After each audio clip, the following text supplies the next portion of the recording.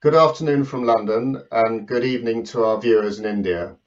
I'm James Lamont, Director of Strategic Partnerships at the Financial Times. It's my great pleasure to welcome you to the second event in our partnership with the Indian Express, focused on India's place in the world.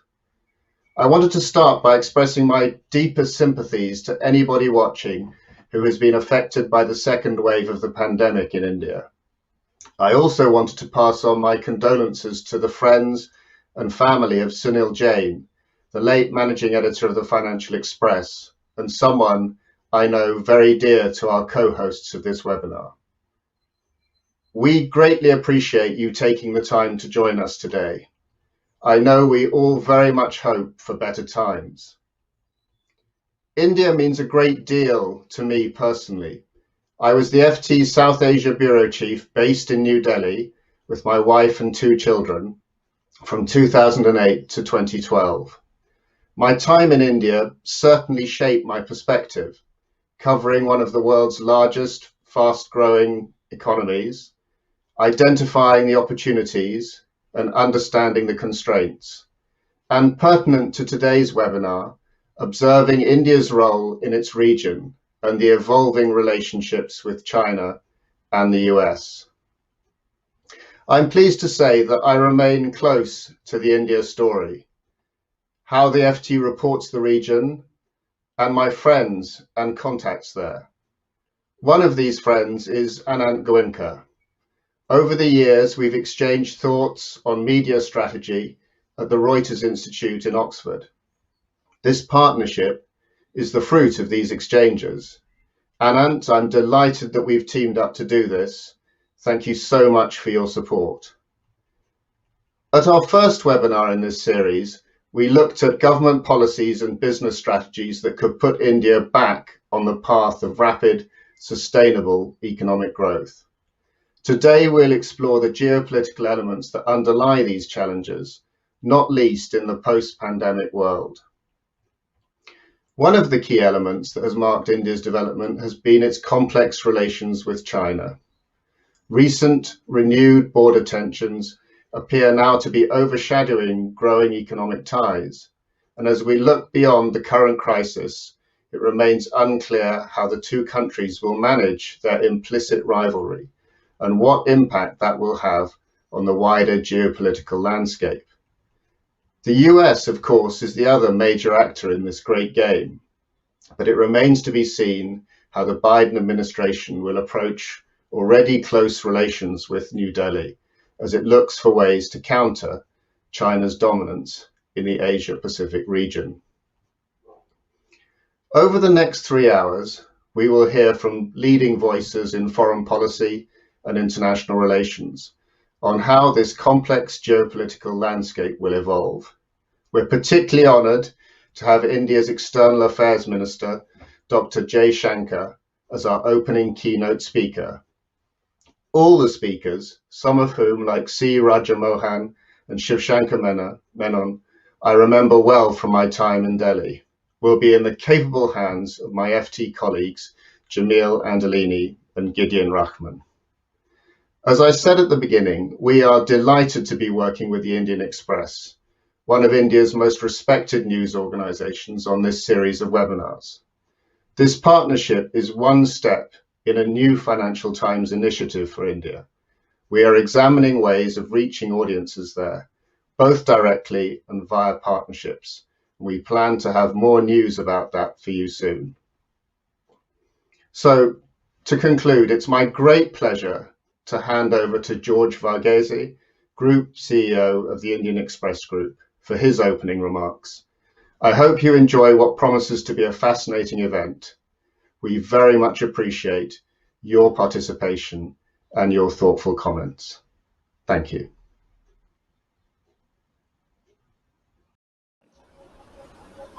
Thank you, James. Thank you for your condolences. You are right. Sunil Jain, Managing Editor of Financial Express, was a very dear colleague and a pillar in our newsroom. In fact, Sunil was so excited about being part of the FT Live Express series.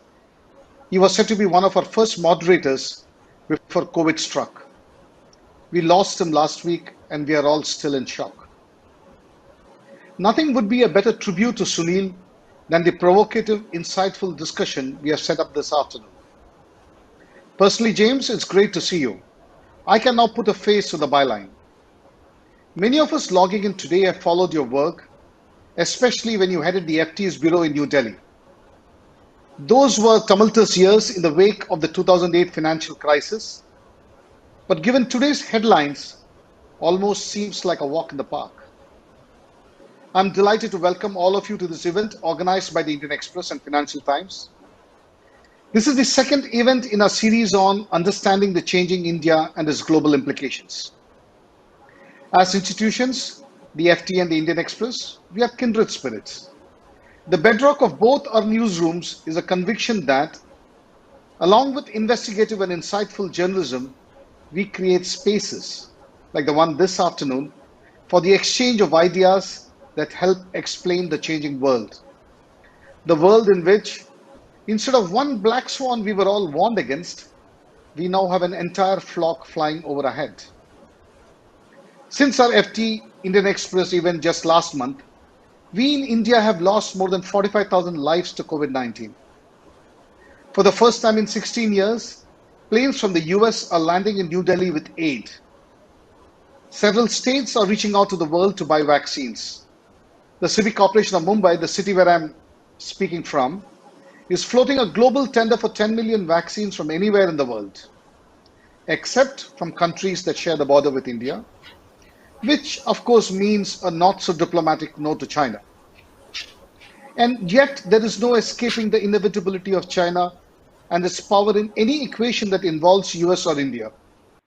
For most of last year, both were eyeball to eyeball along a disputed border. So, how do we navigate this landscape? What kind of a compass are these countries working on? Today's speakers will reflect on these questions, drawing on their incredible blend of scholarship and diplomatic practice. Right in front and center of this is our first keynote speaker, scholar, diplomat, politician, the Honorable Minister for External Affairs, Dr. S. Jaishankar. It is my honor to welcome him. Few in government have a sweep of history or his understanding of friends, enemies, and those he calls frenemies. In Moscow during the Cold War, in Europe just after Berlin, in Japan after India's nuclear tests, ambassadorships in Beijing and Washington. As Foreign Secretary and now Minister, Dr. Jaishankar has been in the thick of what diplomat Shivshankar Menon calls the contemporary fog. It's richly rewarding to have Dr. Jaishankar cut through that fog.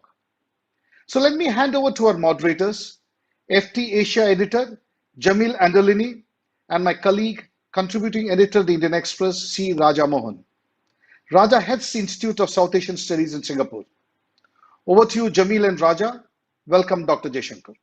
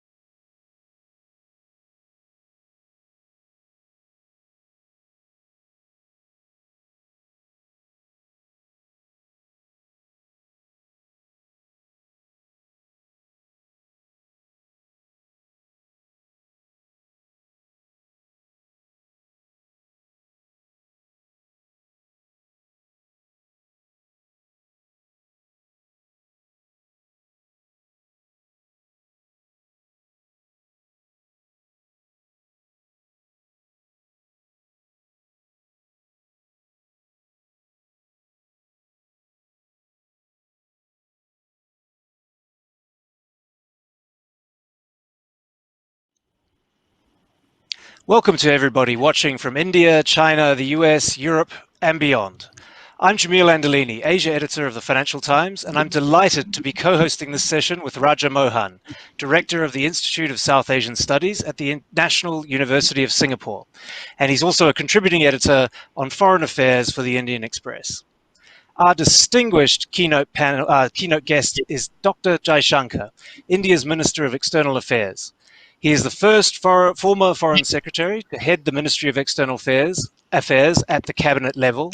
He joined the Indian Foreign Service in 1977 and had a glittering diplomatic career, including stints as ambassador to both the US and China. That's where I first met him in Beijing, and I can honestly say he was the most impressive member of the entire diplomatic corps that I had the pleasure to meet, despite, or maybe perhaps because, of the fact that he was not a China specialist. I found his analysis extremely insightful and his friendship and hospitality of the highest order. Given the momentous geopolitical changes we're seeing today, this session could not come at a better time, and we are very grateful to have the Minister joining us. Now I'll hand over to Raja for the first question. Thank you, Jamil. You talked about the geopolitical moment that we are in. I think some people are calling it, this could be as consequential as the early decades of the 20th century. When new powers were rising, there was the old economic order was breaking down, and you had new political equations emerge. Today, that geopolitics is centered around China and the US, and our entire conference is focused on that fundamental transformation of this geopolitics.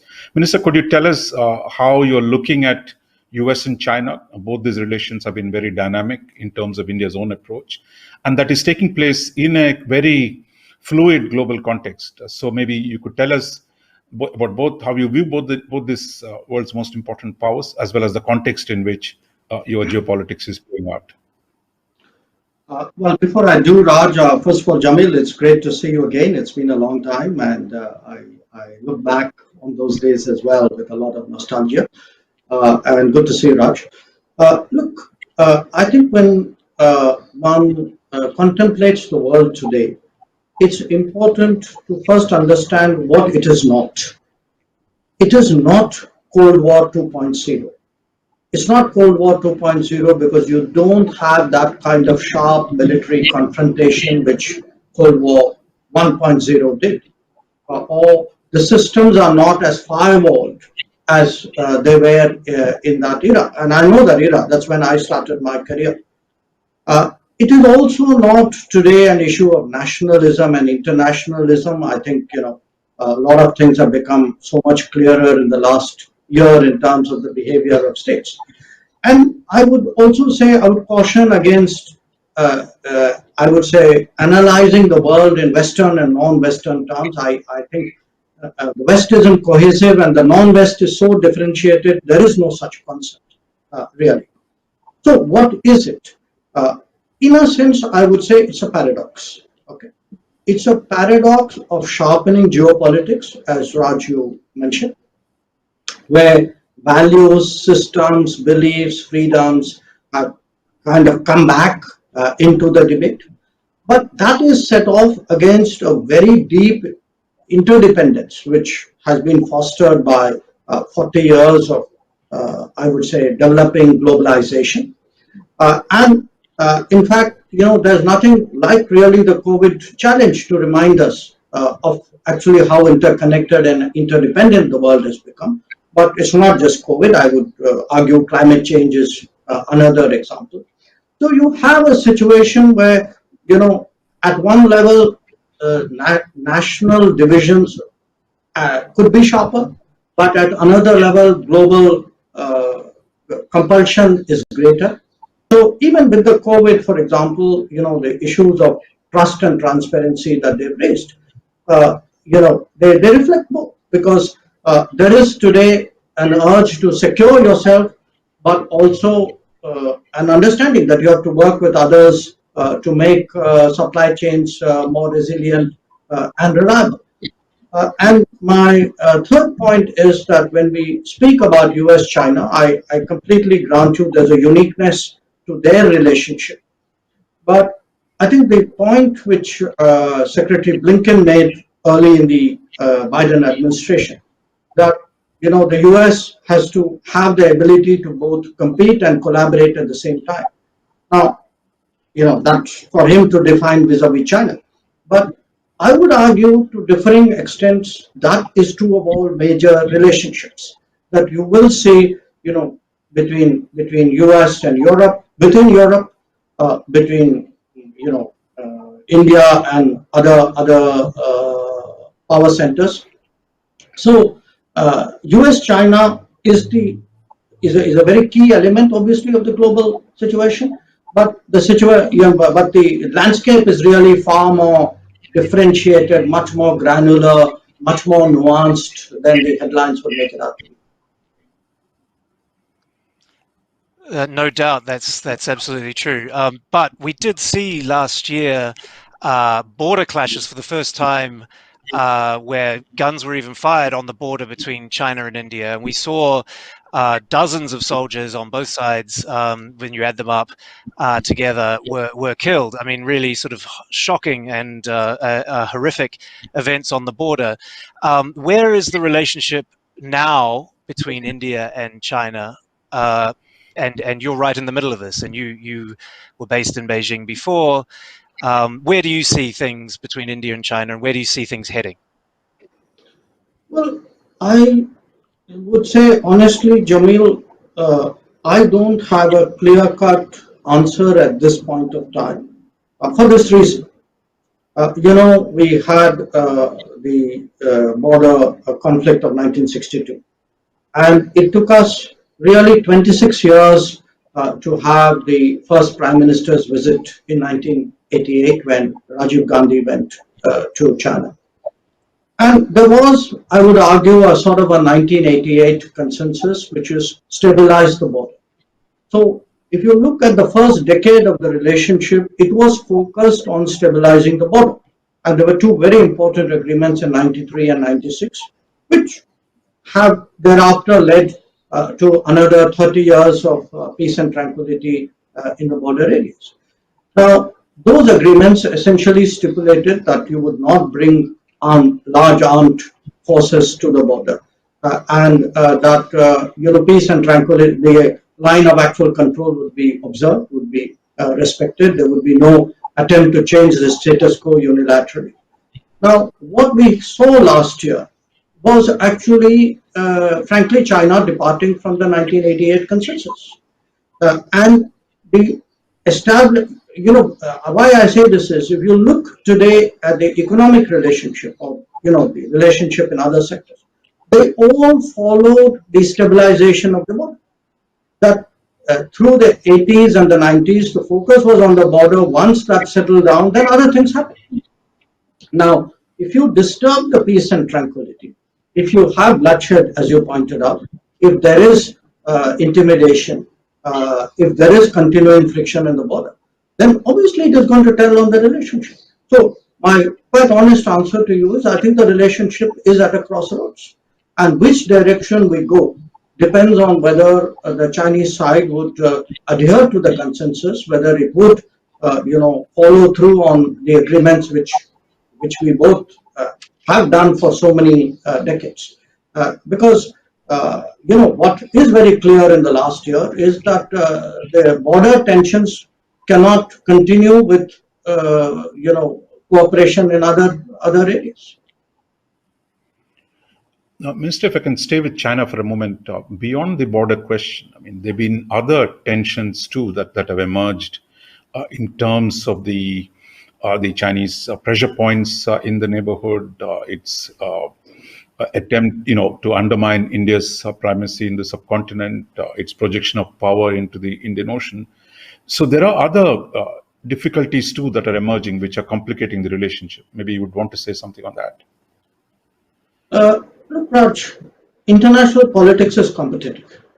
Okay, countries will expand their influence and secure their interests.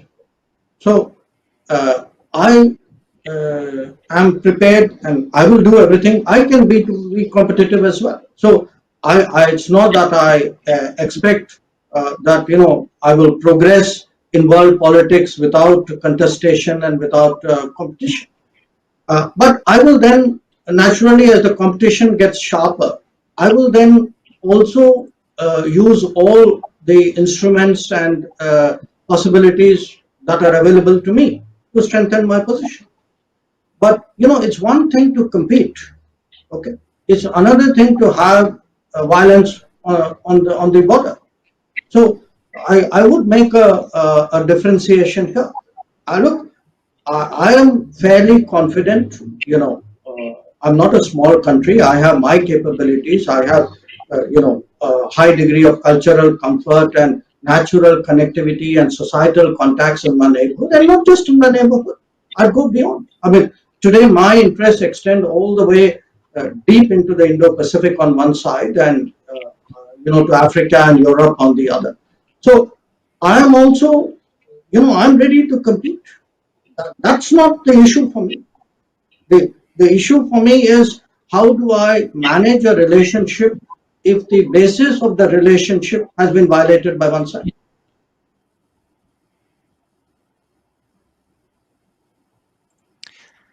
I'd like to ask you about the United States, and I think in sort of the great dream of American strategic planners is that it could draw India into some sort of alliance that would allow it to help it to contain China.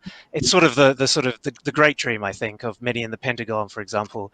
How is India's involvement in the Quad sort of helping to maybe reassure Americans? I mean, do you see the Quad as China seems to see it, as part of a nascent alliance structure with America and other interested countries in the region? Look, everybody is entitled to their dreams, okay? I'm sure the Americans are not the only people who are dreaming. I mean, from where you are sitting, I used to hear the word dream as well. So that's fine. But dreams have to have a basis in reality, okay? If they are to become real. Look at the world. That's why I come back to my first point. We need to get over this Cold War precedent, which is so conditioned our thinking. Because what happens is, because the United States had, its way of managing the world was through alliances and treaties and the hub and spoke arrangements, etc. There's still an overhang of people who don't understand that's not the world we live in anymore. Okay? And it's not just the United States. I mean, we hear from the Chinese as well, this is Cold War. Look, arguments of the Cold War cannot be used to deny other countries their right to maximize their options. Again, I put it to you, a multipolar world doesn't mean you are talking of alliances and treaties and that kind of rigid international relations. Now, there are anachronistic people who use that term because they haven't got it, and there are smart people who use that term to deny you options. I will be prey to neither. I'm very clear. I have my interest, I have my strategy, I have, by the way, my dreams. Let me also tell you that. So that's the way it is. So again, I think it's important to get it that the issues are more complicated, the players are more, their balance vis-a-vis each other has changed. Sometimes what I hear, it's almost like, it's very culturally sort of self-centered in a way. No, I think we need to put all of this into the sort of matrix, churn it, and really look at what is the reality we are confronting. To follow through on what Jamil asked about the Quad, I mean, if you saw the first heads of state, heads of government meeting of the Quad that took place a little while ago, there the scope of the joint statement increased from the traditional focus on military, freedom of navigation, those kind of issues, to one of actually talking about vaccines, talking about collaboration to create resilient supply chains. So in some sense, the agenda has widened with the US in terms of it's not just about balancing China or constructing new coalitions, if not alliances. Then the wider framework that we're talking about, which is to be able to work on resilient supply chains, to be able to create new frameworks for technology partnerships. I know India is going to participate in the G7+3 summit next month. So the idea of technology coalitions too has emerged. So how do you see these, and where does the US fit in as one of our top partners in the strategic and technology areas? Look, Raj, with the passage of time, any initiative will mature. Okay, I mean, it is natural that the second meeting, the fourth meeting would take it forward. As someone who was there when the first meeting of the Quad started, when I was still Foreign Secretary, I've seen it grow, and I agree with you that the agenda has expanded. But I want us all to stop and think about that. Why? If you look today, put aside this gamesmanship, okay, that this is directed against somebody, so we shouldn't be doing it because it's called return of the Cold War. But that's gamesmanship. Okay. Look at the reality out there. The reality is you have today multiple countries who have a growing degree of comfort with each other, who find that they have a shared interest on key global and regional challenges. Challenges like connectivity, challenges like maritime security, like technology, like vaccines, like resilient supply chains, like, by the way, even climate change. So, and why is that happening? That is happening because the United States of the 1970s, 80s, 90s is not the United States anymore. The Americans have got it. The Americans actually are much more willing to work with other partners than they were before. And trust me, I first started doing the US account exactly 40 years ago. That was not the United States I first met. Now, to a great degree, Japan has come out, has started, I would say, to have far clearer positions in terms of its own interests in the world. So has Australia. And where India is concerned, today, the fact is more than 50% of my economic interests actually lie east of India. And when I look at my, major partners, which includes Japan and Korea and Australia, and I have a natural interest and activity in the Indo-Pacific. So I would actually put it to you that today Quad, in a sense, fills a gap which cannot be addressed simply by 4 bilateral relationships aggregated, and a multilateral or a regional structure which isn't there. So something has to fill that space. There is global good there. There are global commons which need looking after, and I think the Quad helps to fill the gap.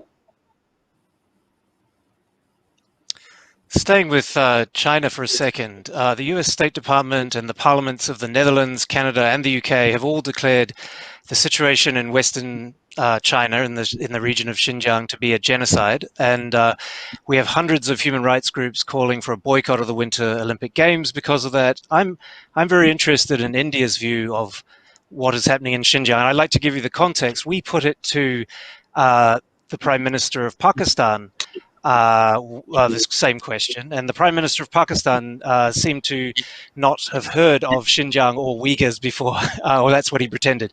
So I'm very interested in India's perspective on this question. Well, I don't know if you're going to get a perspective from me, Jamil, because I have enough issues with China as it is. I've shared some of them with you. So I would rather focus on the issues that are already on my plate. Raja? Minister, Minister, the focus, we talked about US quite a bit, US, China, but Europe is a very large player today, one of the largest economic entities, the European Union. And we've seen in the last few months and weeks, I mean, you've been spending quite a bit of time both reaching out to the Europeans as well as the British who are looking at trying to tilt towards the Pacific. So this is certainly new because historically we've had problems with both Britain and Europe. But today, how do you see them in relation to US and China? Are they part of your middle power coalition? Or are they partners in consolidating the relationship with the West? Or is it diversification of your overall great power calculus? I think it's a sort of some of the above, all of the above answer, which is if you look at, first I'll give you the sort of the Indian perspective, if you would, which is, you look at the change in our relationship with the United States. It's natural that the very same logic in many ways also makes a stronger case for a better relationship with Europe, including the United Kingdom, which is now out of the European Union. So at one level, you can say the broad strategic calculations now unfold with a different set of partners. The second, in a way, is historical. Actually, we had at one time fairly close political relations, certainly, with Europe, and then for a variety of reasons that kind of trailed off. But I think today, for us, in many ways, Europe, by the way, it's very interesting. People don't readily figure this out, that Europe is the EU is actually our biggest trade partner and investment partner. So when you look at their weight, at the challenges that we face, the interests we have today in resources and technology and best practices, I think there's a very powerful case for that relationship. But from their perspective, I think it's also there. One, of course, they see India, the sort of the rise of India, the gains from a better, stronger partnership. But I think both of us realize one thing, that Europe cannot be in a position where it thinks that it has a global interest, but its own activities are limited to Europe. That the world will come to Europe, whether Europe will go to the world or not. So I've seen, I've spent a lot of time interacting with my European colleagues, and I think this Prime Minister actually has invested more diplomatic energy in Europe than probably any of his predecessors. And we do think, I mean, today, we've just had, Jamil, two important summits which have taken place. Now, understandably, because we are in the middle of the COVID challenge, that's been overshadowed. But in both cases, we have agreed to move forward on our FTA negotiations. These are not just empty, statements for the occasion. I actually have a perspective on the progress that has been made. I see in areas like connectivity, on resilient supply chains or technology, a much stronger bonding with Europe. And to me, most interesting, actually today, European countries are embracing some kind of Indo-Pacific strategy. They call it by different names. You have a much greater European presence and a British presence in an activity in this part of the world, and I think that's good, because again it helps for a much more diversified, stable, I would say, management of the global commons. Minister, we're beginning to run out of time. Thank you, Minister Jaishankar, for joining us, giving us this time, and to engage with us this event organized by Financial Times and the Indian Express. So I want to thank all of our audience who's here. I want to just tell them that the show will be accessible on the event website for next 30 days. And I also want to remind the audience, after this session closes, within 10 minutes, we have the next session. That one is going to focus on India-China relations, and it's going to be moderated by Financial Times Chief Foreign Affairs columnist Gideon Ruckman. So please join us at the next session, and thank you for being with us. So let me conclude by thanking you, working with you great, and thank you, Minister, again. Thank you. Thank you both. Pleasure being here. Thank you very much.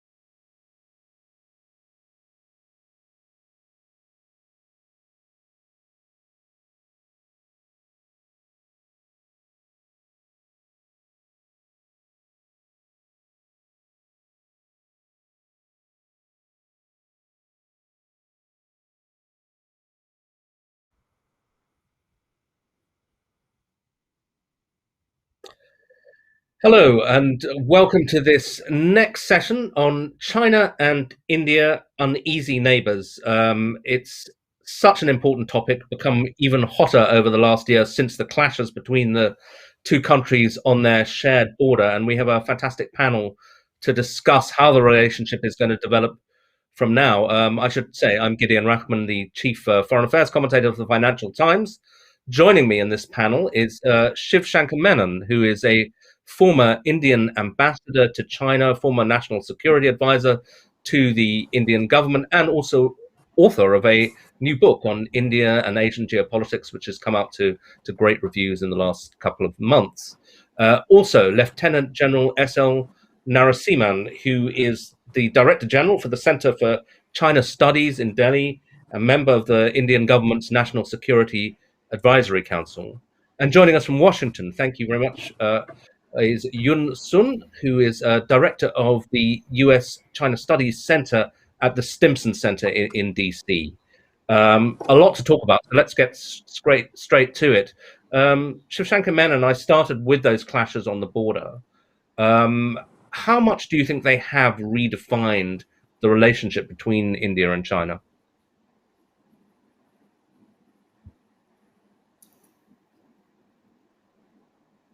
Can you hear me? Did you hear that?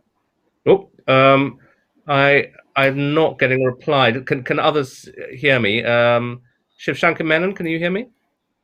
Okay, I don't know why. Okay, so Lieutenant General Narasimhan, since you're obviously hearing me, can I ask you about that? How much do you think that clash on the border did redefine the relationship between India and China? I think thanks for that question, Gideon. The basic point is that the clashes that took place in the summer of 2020 have actually affected this bilateral relationship quite a bit seriously. The relationship has always been a bit of a difficult one, but the trust levels actually have been affected adversely. That is the point that I wanted to put across. You see, when we started restarted the boundary discussions in the late 80s, the basic premise was that the line of actual control should remain peace and tranquil. Based on that premise, it was decided that the other issues can go on, and also we will try and keep talking about this boundary issue. Since that line of actual control was stable, there was progress in terms of agreements between both the countries, and a lot of standard operating procedures were agreed upon to avoid any kind of face-off of the kind that took place in the last summer. But since that prerequisite has been broken, now that relationship is coming into a bit of a question. And the point that has been conveyed both to the Chinese as well as in the track 1 and track 2 and other dialogues is that we need to get back to peace, maintaining the peace and tranquility along the border if the relationship has to go further ahead. That point, I think, has come up quite clear from the last summer's events. Okay, so Yun Sun, can I bring you in now? I mean, to what extent do you think that's a feasible scenario, that you can just go back to the way things were? Or do you think that China has made a sort of strategic decision that actually it wants to change the way things were? Well, that is a great question, Gideon. And I think the answer depends on what we see as China's strategic agenda really is in this case. I think one of the fundamental considerations in China's relationship with India lies in India's external environment and external alignment choices. And most importantly, what is India's relationship with the United States? Is India seeking alignment, maybe not alliance, but at least alignment with the United States in order to counter what Beijing perceives to be China's inevitable rise in Asia? So I think that factor really has a determining impact over how China sees India and how China sees the direction of the relationship with India. I would say that when we look at China-India relations and all these turbulences in the past couple of years, including the Doklam standoff in 2017 and also the Ladakh crisis in 2020 last year, what we're seeing is that the endogenous factor between China and India, the internal factors of that bilateral relationship, hardly changed that much. Whether we look at the border, we look at Tibet, we look at Pakistan, or the balance of power in South Asia, those factors don't change much. So what really changes China's position or attitude towards India lies in what I call the exogenous, the external factors, and the international environment. So what the Chinese would believe that because of the Indo-Pacific strategy and the strategic values that the United States is willing to attach to India at this regional status, it requires China to take certain actions to show India first that China will not be deterred or China will not be blackmailed, and also to show the Indian side that an alignment with the United States will carry certain cost. So I think these are probably the most plausible explanation for China's perception about or changing perception about India in recent years.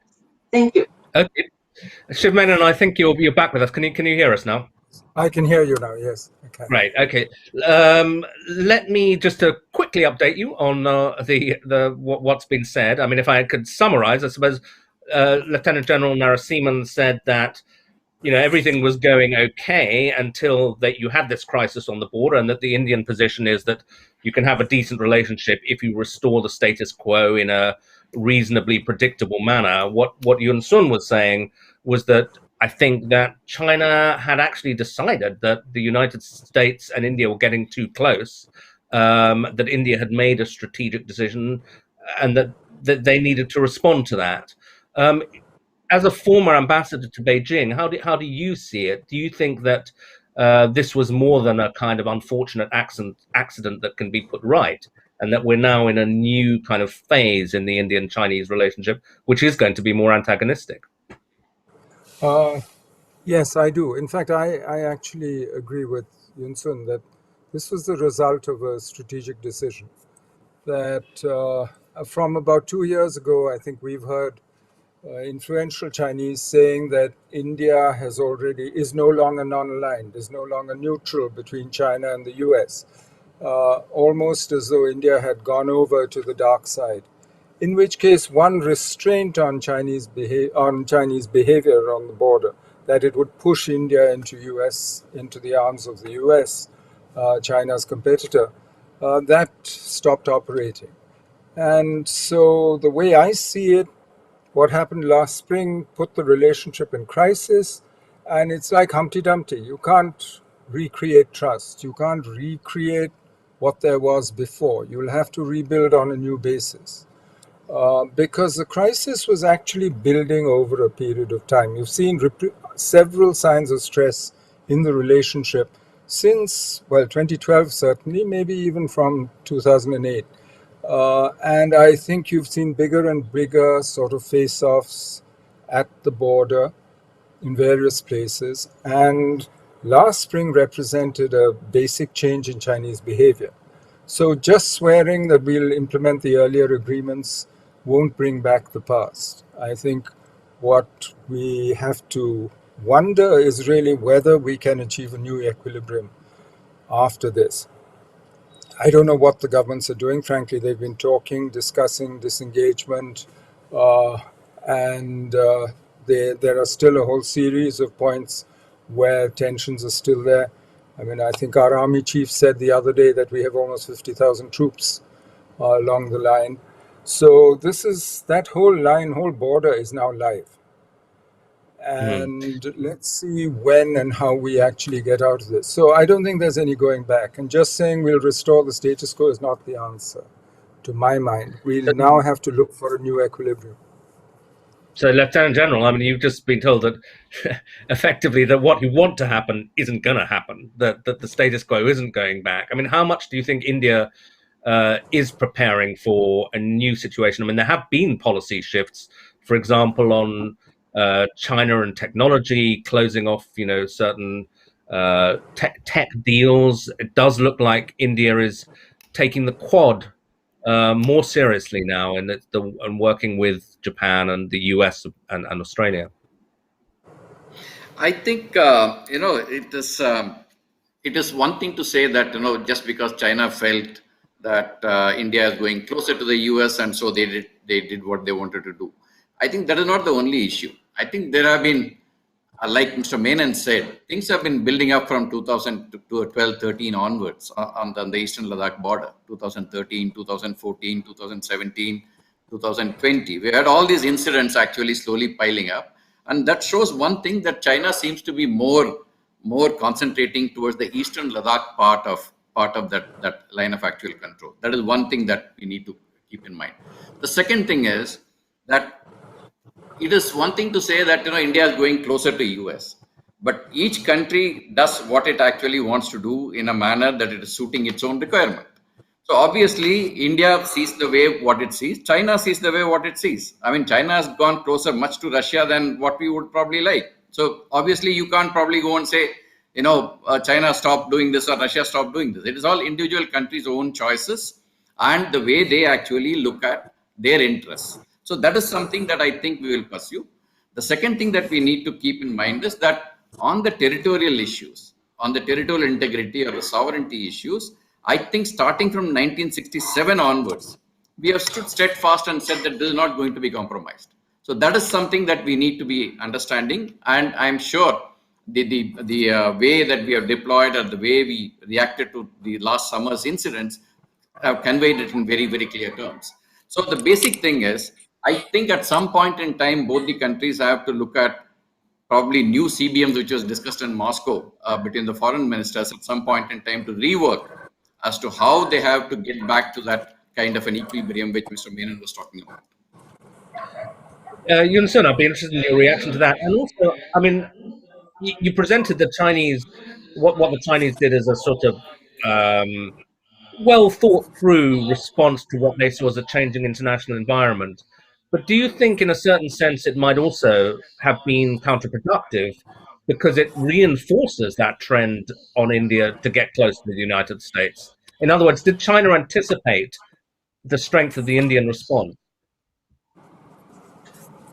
I think that probably was there was a bigger debate after the dot-com standoff back in 2017. That was China, the paper tiger, was China anticipating that India's strong push-off along the disputed border? And I think the answer back in 2017 was probably China was not as well prepared. But in the case of 2020, we know that, well, if we recall, exactly a year ago, China was believed, from the Chinese perspective, it was in a very dangerous and weakened position internationally because of the issue of COVID origin. And it was at a time that China was blamed or held accountable for this beginning of global pandemic. So I would say that back in the May and June of 2020, China was in a particularly provocable state because how precarious Beijing felt about its international standing. And it has a direct impact over how Beijing reacted to the border dispute in Ladakh, because people in Beijing felt that, well, we are already being perceived as a troublemaker by the international community. And now if we are being perceived as conceding to India's push along the border, then who are we? And what kind of foreign policies that we should pursue in the following months and in the following years? So I would say that there is a debate as for whether China last year was operating from a position of strength or a position of weakness. I would say that it's both, but it's a combination of both position of strength and position of China feeling vulnerable and felt that, well, we had to push back. But just quickly to follow up, do you think that they are concerned by the Indian response they've seen, or did they factor that in? I think they are concerned, and the fact that since last year we saw this 11-month standoff, then we saw the mutual withdrawal, or at least the agreed mutual withdrawal by the two sides from the contentious disputed area earlier this year, back in February and March. I think China is trying in its own way and within its own parameter to re-improve relationship with India. We see that the Chinese have been reaching out, trying to provide medical assistance and trying to provide help to India during the most recent peak of the COVID cases in India. I would say that now we're seeing China toning down again should try to back off a little bit from its contentious position last year in order to show India that, well, as the largest developing countries, we should still work together. And look, Biden's policy may not be as reliable as you think it would be, as what President Trump used to offer. So China and India should still work together. So we are definitely seeing this tone down and conciliatory tone coming out of Beijing towards India these days. Yeah. Thank you. Well, we'll talk a little bit further in a moment, I think, about Biden and how he's playing it. But Jaishankar Menon, I wanted to ask you about, we talked about the things that were happening before this clash. And I had a sense that India has been concerned for some time about what you could almost call a Chinese encirclement of India, the close relationship with Pakistan, the relationship with Sri Lanka, stuff happening in Tibet and Bhutan, India's refusal to send delegates to the Belt and Road conference and so on. Give us some background on that. Does that remain a concern that China is encircling India to some extent? I think the core problem is an increasing conviction in India that China doesn't like India's rise, and that China is the only great power which seems to oppose it, and opposes it in small things, whether it's a permanent seat on the UN Security Council, whether it's membership in APEC. I mean, these are not big things, but they indicate, and that opposition has actually become more evident. In 2008, China went along with the consensus in the NSG about nuclear trade with India.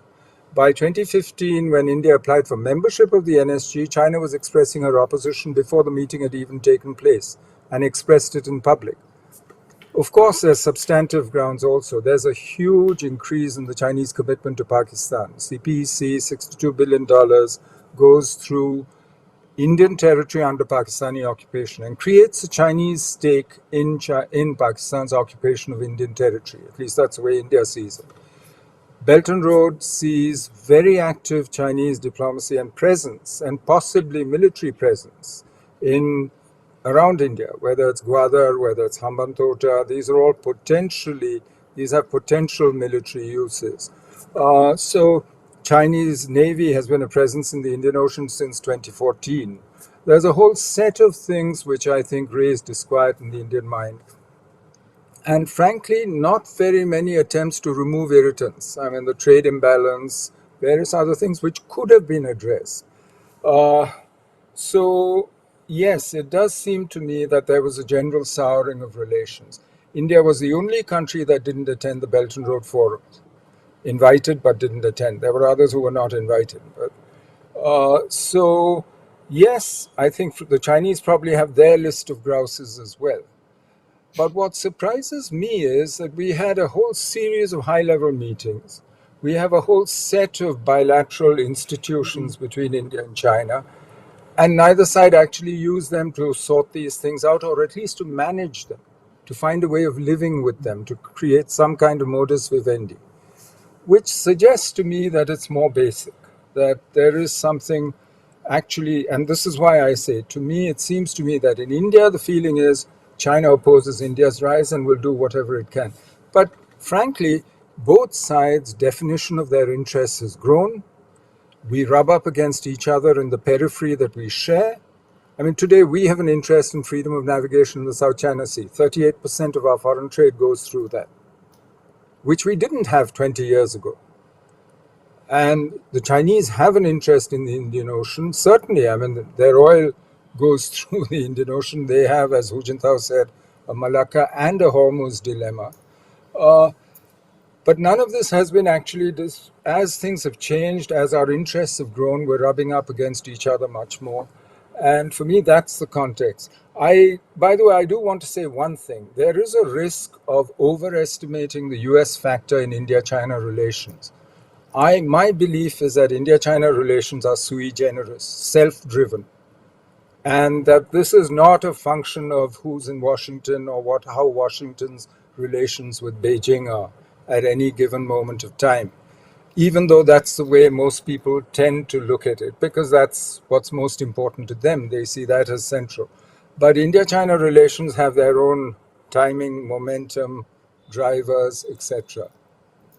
Yeah, I mean, Lieutenant General, I mean, how much do you think, I mean, as somebody who sits on the Defense Policy Advisory Board, that China is now the major kind of focus of Indian foreign and security policy? Because traditionally, I mean, it's been Pakistan that's loomed largest, the country that you've fought several wars with. I mean, obviously, the issues are a bit linked because of the China-Pakistan relationship, but is India now thinking as much or in its strategic plan about China as about Pakistan? I think the answer to that question actually is actually not now. I think that shift has taken some time ago. If you look at, if you take your mind back, say till about early 2000s, what you say was true. That more focused on Pakistan, etc. That started shifting almost about, if my memory serves me right, about 15 years ago. And slowly and steadily, I think the growth of China, the way it was growing economically and militarily, all those things actually made us think towards China as a strategic kind of a thinking. So that, I think that shift has already taken place. Not now, I think quite some time ago. And one more thing, I know this question about, I just want to react to what Yunsun said about the timing, etc. You see, India did not blame China about the virus. I think they've not done this in this entire period. And second thing is the preparations for this incidents that took place in summer actually preceded whatever China had, whatever Yunsun had said at that point in time. So if you put the time frame in mind, I think these two are not so related as probably she meant. Yeah. Okay, Yunsun, a couple of things for you to respond to. And I think Shankar put forward the idea that's almost heretical for anyone sitting in Washington that America's importance has been overestimated in this. But I just wondered what you think about that, and whether you think, it seems to me that essentially on India at least, there's considerable continuity from Bush to Obama to Trump to Biden, for all the differences between them, an America that increasingly sees India as a key strategic partner, largely because of China. Well, I think that is a fair assessment. But if you're sitting in Beijing and you're trying to deliberate what is the nature of the relationship, what they saw from, for example, the Trump administration is quite significantly different from Trump's predecessor. And when they look at what they see as the changing patterns of Indian behavior, they put 2 plus 2 together and reach their own conclusion. So I think the timing or the coincidence was the coalescing of the timing. Certainly, at least viewed from Chinese perspective, has a lot to do with the Indo-Pacific strategy, with the new strategic importance that Washington is attaching to India, and also the security cooperation, and also the benefits that US is willing to offer India. Which, yes, in the past the tendency was there and the discussion was there, but the specific actions were not necessarily all promised in the or all present in the arrangement. So in terms of the issue of China and India, I think that what has happened after the clashes in 2020 is that the Chinese side reached a conclusion that China and India have come to what they call the bottleneck of their own structural conflict as 2 great powers or regional powers in Asia. And this structural conflict between China and India has become not only publicized, but also intensified because of the border dispute. So what the Chinese see as India's previous unfriendliness toward China is turning into hostility. However, but I think the Beijing's dilemma on India remains, because on one hand, China is not able to concede on the border issue, but on the other hand, China is also unwilling to fight another war with India this time because China has bigger fish to fry. So the best solution, as Chinese policy folks have come up with, is this re-emphasis of the benefits China-India cooperation could bring to address development challenges or other challenges that India faces, including COVID, the recent COVID peak. And the best scenario that is being hoped for is for India and China, like driving in parallel, but to stay in their own lanes and heading in their own individual directions without sharp turns, changing lanes, or cutting in front of each other.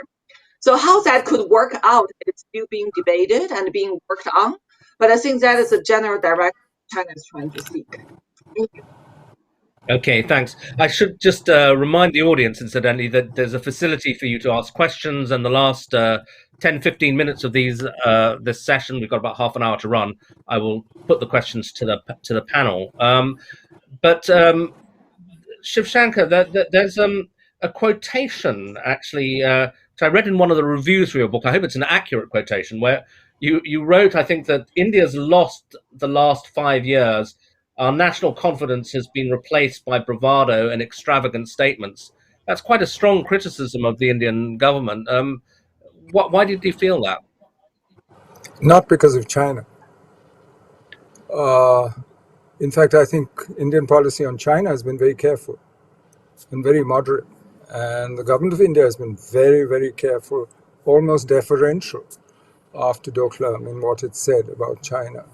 So I don't think it's relevant really to this discussion. That's a broader issue about how foreign policy is presented at home, how, the uses, the domestic political uses of foreign policy, because the book actually deals with more than just India-China relations.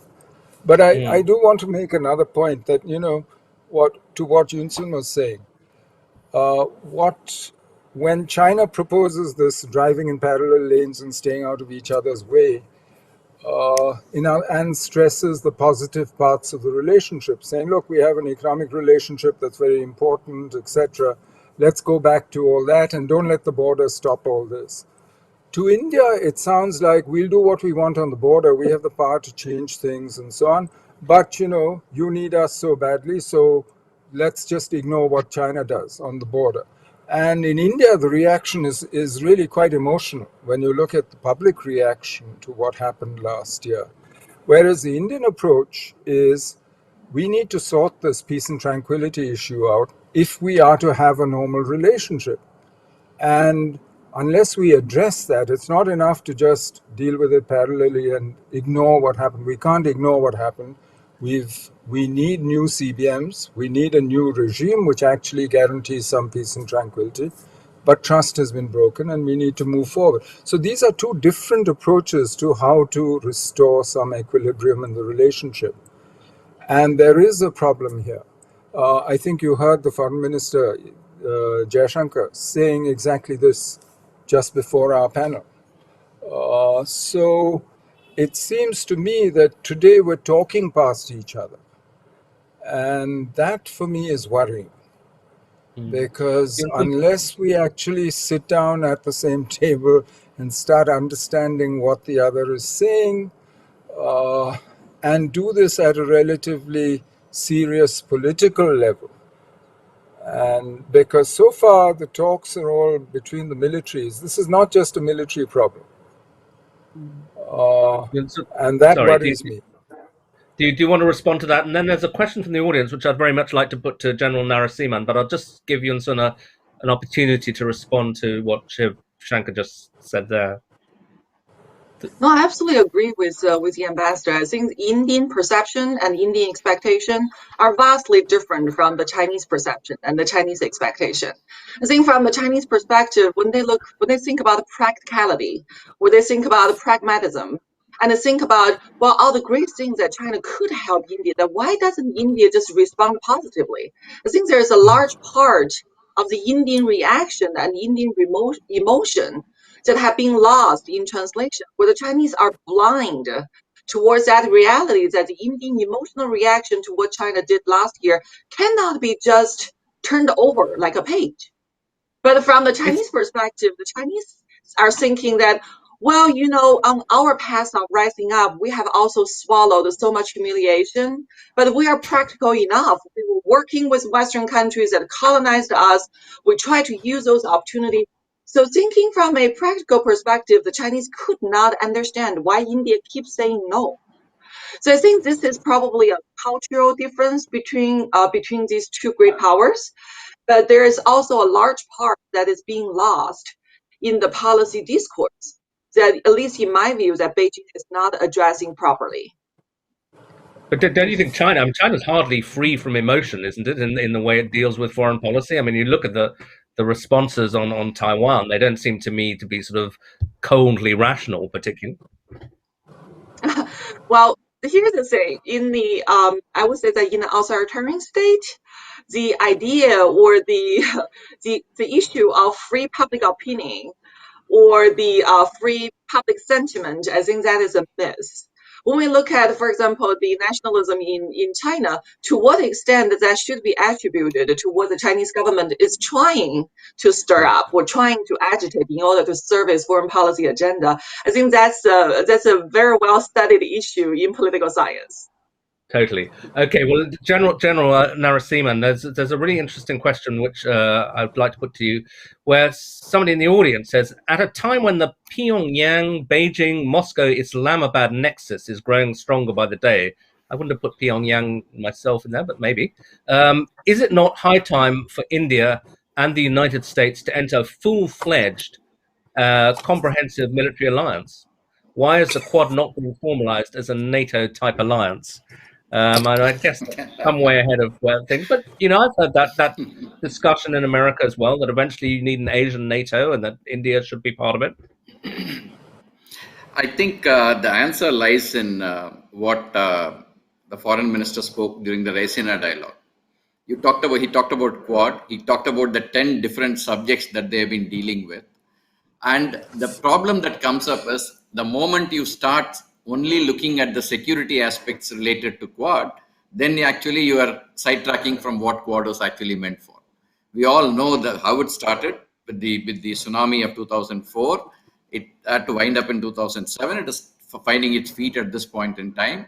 They have found workable, deliverable kind of actions with those 10 subjects that they have been dealing with, and the 3 expert working groups that they have established during the summit meeting. I think Quad is actually progressing the way the 4 countries are feeling comfortable with the way it is going. So the issue that comes up is, it is not a question of one alliance against the other or one combination against the other. It is a question of what the like-minded countries would like to do, come together and do together. So that is something I think that we need to be understanding. And second thing is, all the partners have to be comfortable with what they are doing. So that is another point I think that we need to keep in mind.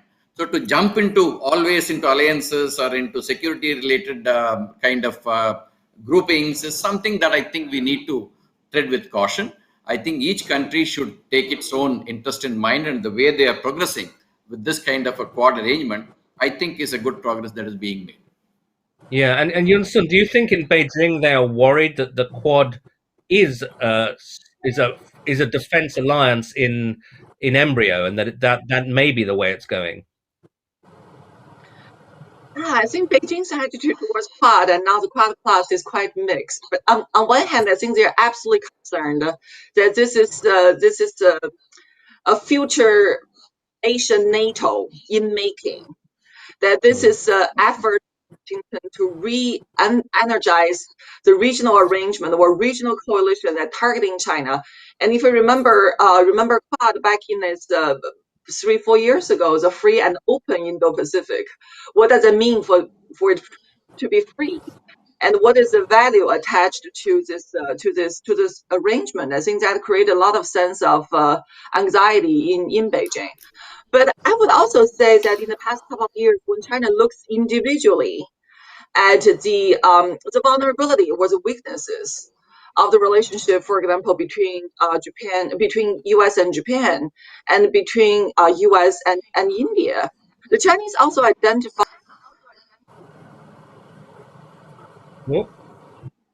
I'm not sure others.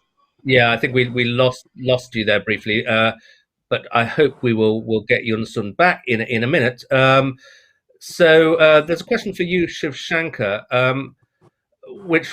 there are a few actually coming in. One says, can you please comment around how friction was managed with China during your tenure in the previous government? Yeah, I mean, you were sitting there in Beijing. Were there well-established procedures which and frictions that were managed at the time? Well, I think there were, and After 1988, when we came to a basic understanding that we would we would manage the border, maintain peace and tranquility on the border, but develop the rest of the relationship. We signed a series of agreements, starting in 1993, a border peace and tranquility agreement, followed by another military CBMs agreement in 1996, and established a whole set of protocols, standard operating procedures, including down to the words on the banner that the soldiers would hold up if they thought the other side was on their side, and the second banner, and so on. And then what they would do, turn around, go home, and deal with it at flag meetings or whatever. So it was pretty elaborate. It was built up layer by layer by practice on the ground. But the fact is that the status quo was never actually defined cartographically. Both sides exchanged maps of where they thought the LAC was in certain sectors, but they never actually sat and said, okay, this is the line. And so there are areas where both sides think the other is on their side, but we had fallen into a pattern where each side would patrol, but at different times, or, where you establish presence, but no permanent presence in these areas, and you'd learn to live with each other. But that modus vivendi is what broke down last year. And this is why it seems to me that it's not enough to say, okay, we'll go back to the old agreements, because if they've been, this is the trouble with breaking an agreement. Once you break it, it's very hard to put together. That's why I said it's like Humpty Dumpty. Yeah, well, there's a similar question actually, which is sort of a follow-up to that, where somebody said, is it possible to restore equilibrium? I think we've got your answer to that. But they ask, do you think China is looking for a kind of tributary style relationship? Let me try you all on that. But Jaishankar first, do you think, with your experience of China, I don't think China is trying to recreate the Celestial Kingdom or Tianxia or any of these words that we all play with. They're good pop history. But the fact is, this is a very different China today, in a very different strategic position. She's no longer bothered by her Indo-Asian frontiers. She's trying to become a maritime power for the first time in her history. For the first time ever in her history, she is actually dependent on the outside world for energy, for technology, for markets, for commodities, just to run her own economy. I mean, this is a very different China, with a strategic culture that's been influenced by a 20th century full of war, revolution, modernization, whatever, you name it. The last descendants of Mahan and McMahon are actually in China today, or in Asia. So for me, any one of these simplistic terms, China's recreating Tianxia or is recreating the tributary system, or for me, none of these is a sufficient explanation. Interesting. Yunsun, do you agree that all these sort of cultural explanations, the Chinese just see the world differently, or they're trying to recreate the old Asia? Do you agree with Jaishankar that actually that's not the way of thinking about this?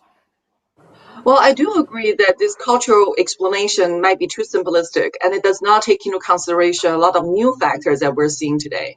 So, for example, when we look at Chinese foreign policy, what is the most fundamental motivation of Chinese foreign policy? I would say it is domestic. It is the Chinese Communist Party or the Chinese government trying to defend that we are legitimate, even though we don't have democracy. And our legitimacy is demonstrated through our performance, both domestically and internationally through the peace and development that we can have today. I would say that ideological or that domestic political factor is probably the most important factor driving China's foreign policy today. So when China looks at the border dispute, look at the maritime dispute with other countries, and look at what the Chinese would call its rightful place in Asia, there is a very strong sentiment that while Chinese Communist Party is the only political party that is able to lead China into the road of prosperity and the reinvigoration of the Chinese nation.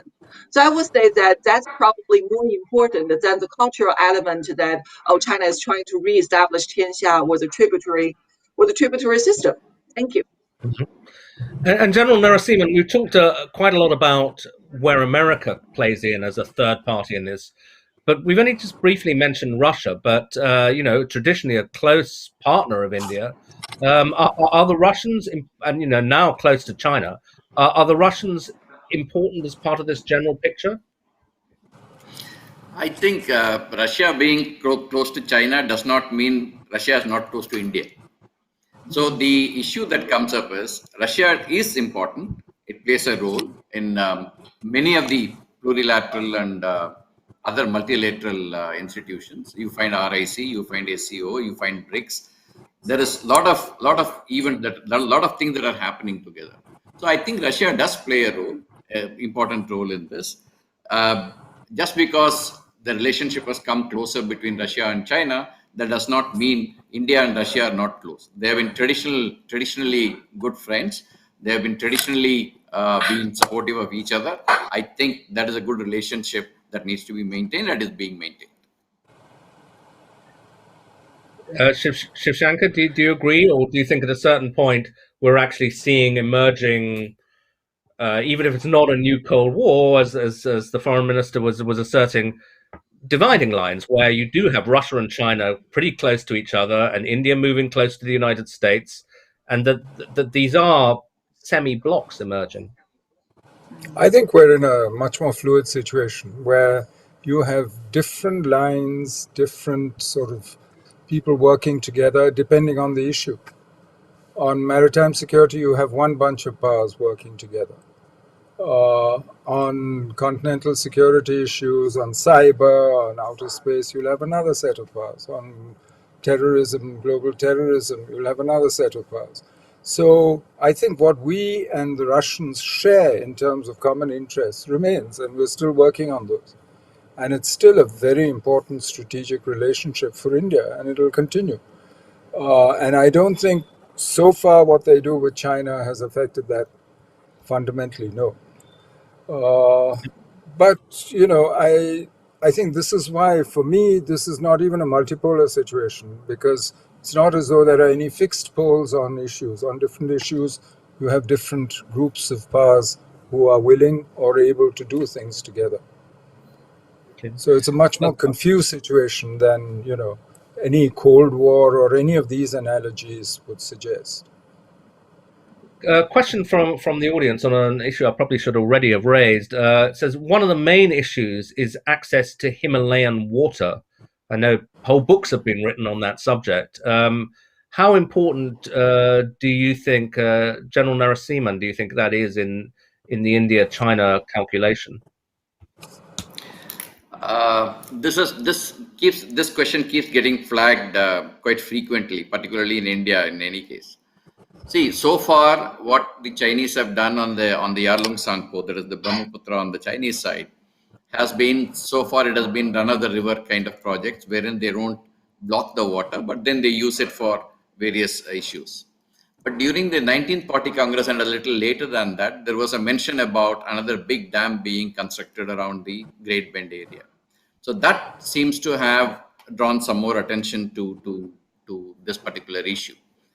The China, being an upper riparian state, has not signed any of the river water sharing agreements so far. I don't think they have done that, and I don't think they intend doing it either. The fact of the matter remains that as long as the interests are taken care of, to some extent, they do share the hydrological data between May and October every year to ensure that the water levels in Brahmaputra are not, the Yarlung Sangpo don't affect the downstream states in India. That process was on, and it is still on. It continues even till date. And the issue that comes up is, so far, we don't find a kind of threat to the Indian requirements of water, etc., from Brahmaputra. But I'm sure the agencies in the government are actually monitoring it quite well. And if should push come to shove, I am sure they will raise it at the right levels with the Chinese government, their concerns. Yunsun, do you think the Chinese see the water issue as potential leverage, or do they intend to manage it cooperatively well into the future? Well, the answer is it depends. It depends on how collaborative or cooperative India will be on other fronts.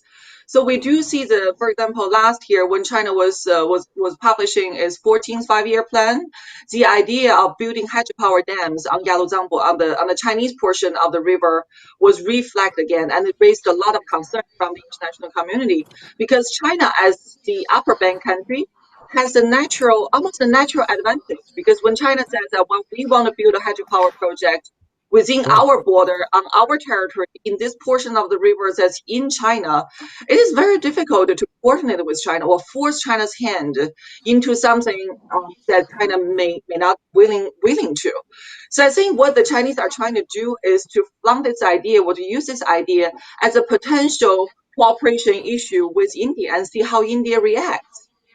But then, of course, it also gets into the question as well how Bangladesh reacts to both the Chinese and the Indian plans. And Bangladesh has also had its own complaints about, I would say, both India and China on their hydropower development.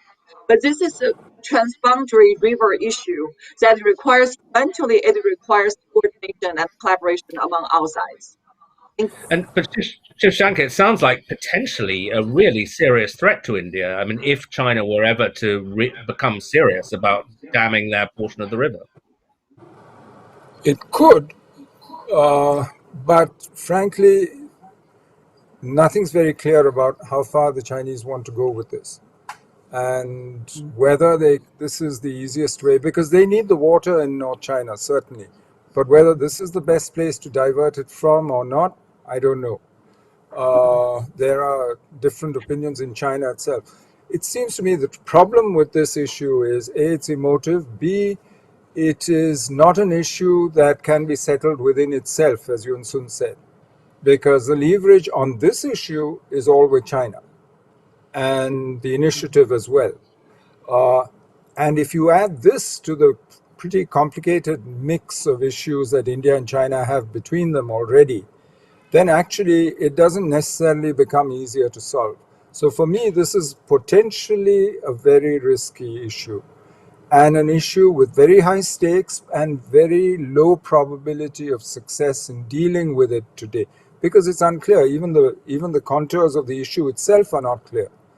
But if India-China relations are contentious, and the more contentious they get, the harder this is going to be to deal with. But it is going to be an issue because water is going to be, and Tibet is really the Himalayas are one of the world's greatest storages of water that we have. It's called the third pole for that reason.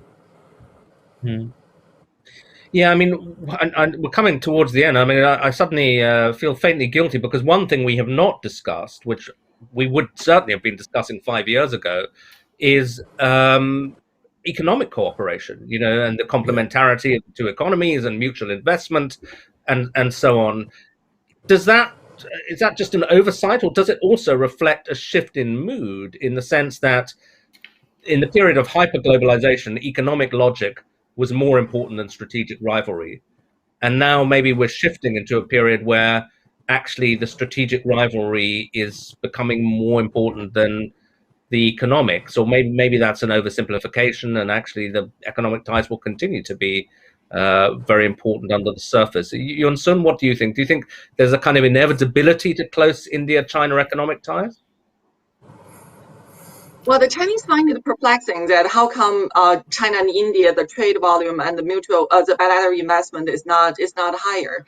If you look at the number, I think the Chinese found it particularly encouraging this past February when the trade data between China and India was announced and China re-emerged as the largest trading partner of India again. So the Chinese certainly believe in this economic interdependence, but they also understand that economic interest cannot be replaced. Strategic interest or security interest cannot be replaced by economic interest. And that's how China is perceiving its relationship with the United States.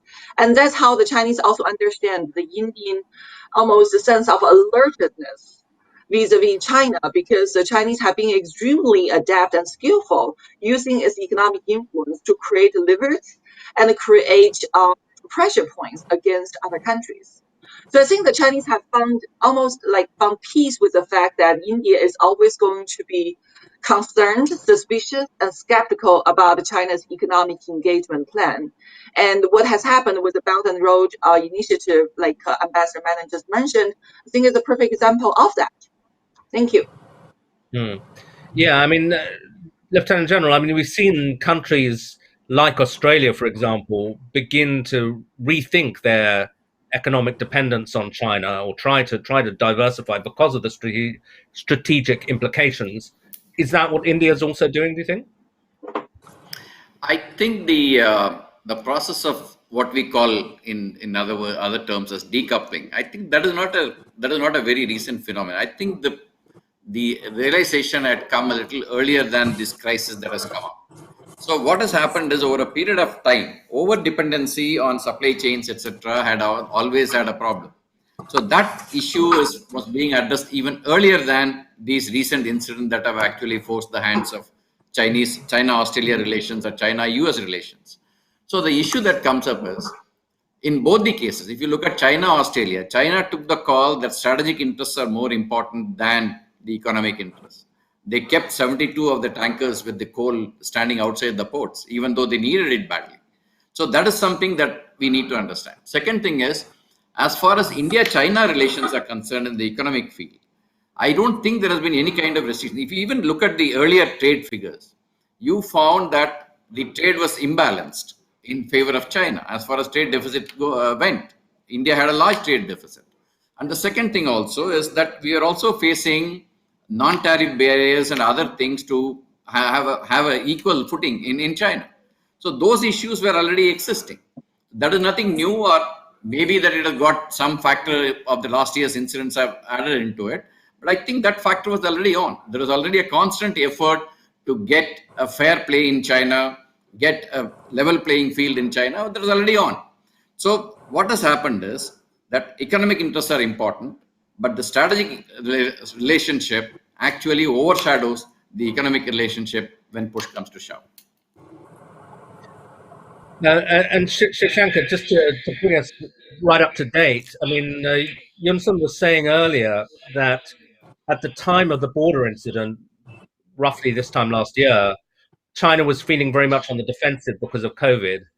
Now, of course, India is facing a horrendous crisis over COVID. How does that affect the way that India sees the relationship with Beijing? Do you think it's just really long term won't mean anything, or do you think it's can be interpreted as a sign of kind of relative weakness at the moment? I think the problem with internal stress, whatever kind, whether it's political blame for COVID in China last year, because there was politics in China about COVID internally, and I think frankly COVID has diminished all powers and made domestic politics much more contentious everywhere. I think the problem with that is it makes give and take, bargaining, negotiating much harder, because you can't afford to be seen to be weak, especially on territory or on sovereignty issues.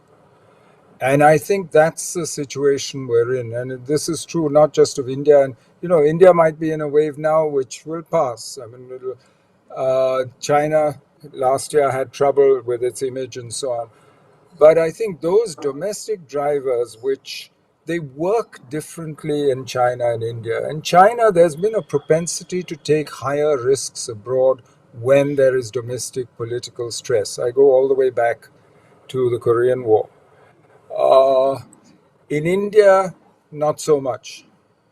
But it still makes the negotiation and so on much harder. That is common to both.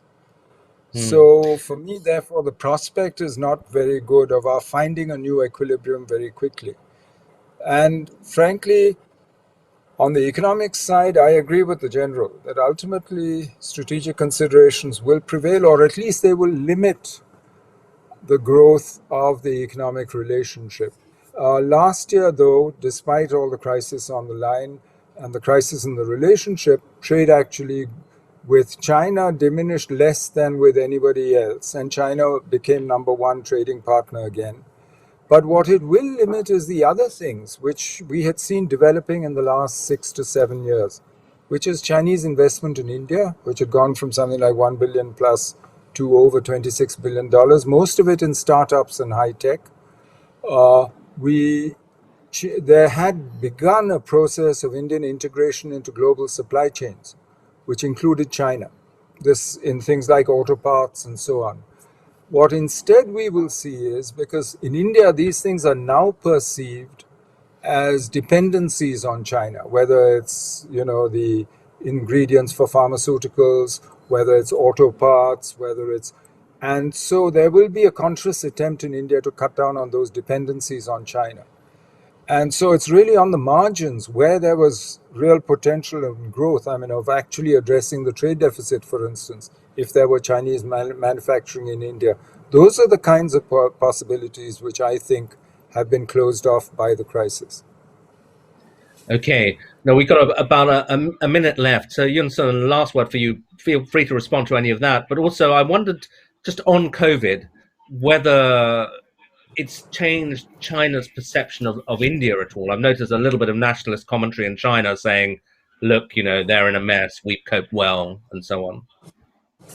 Oh, absolutely. I think on the issue of the COVID peak currently in India, the Chinese see it, and the Chinese see it as China's victory. China is winning in this governance model, or China is able to control the COVID, and look what has happened to India. And that directs into three questions, I think, that's being heatedly debated in China. The first one is, what is the political or the strategic implication of India's COVID crisis? That one, is this going to create a more assertive Modi government looking forward in terms of the foreign policy, because now it has the domestic political crisis to address or to make up for? That's the first one. That what is the political implication, and how does that reflect in India's policy towards China?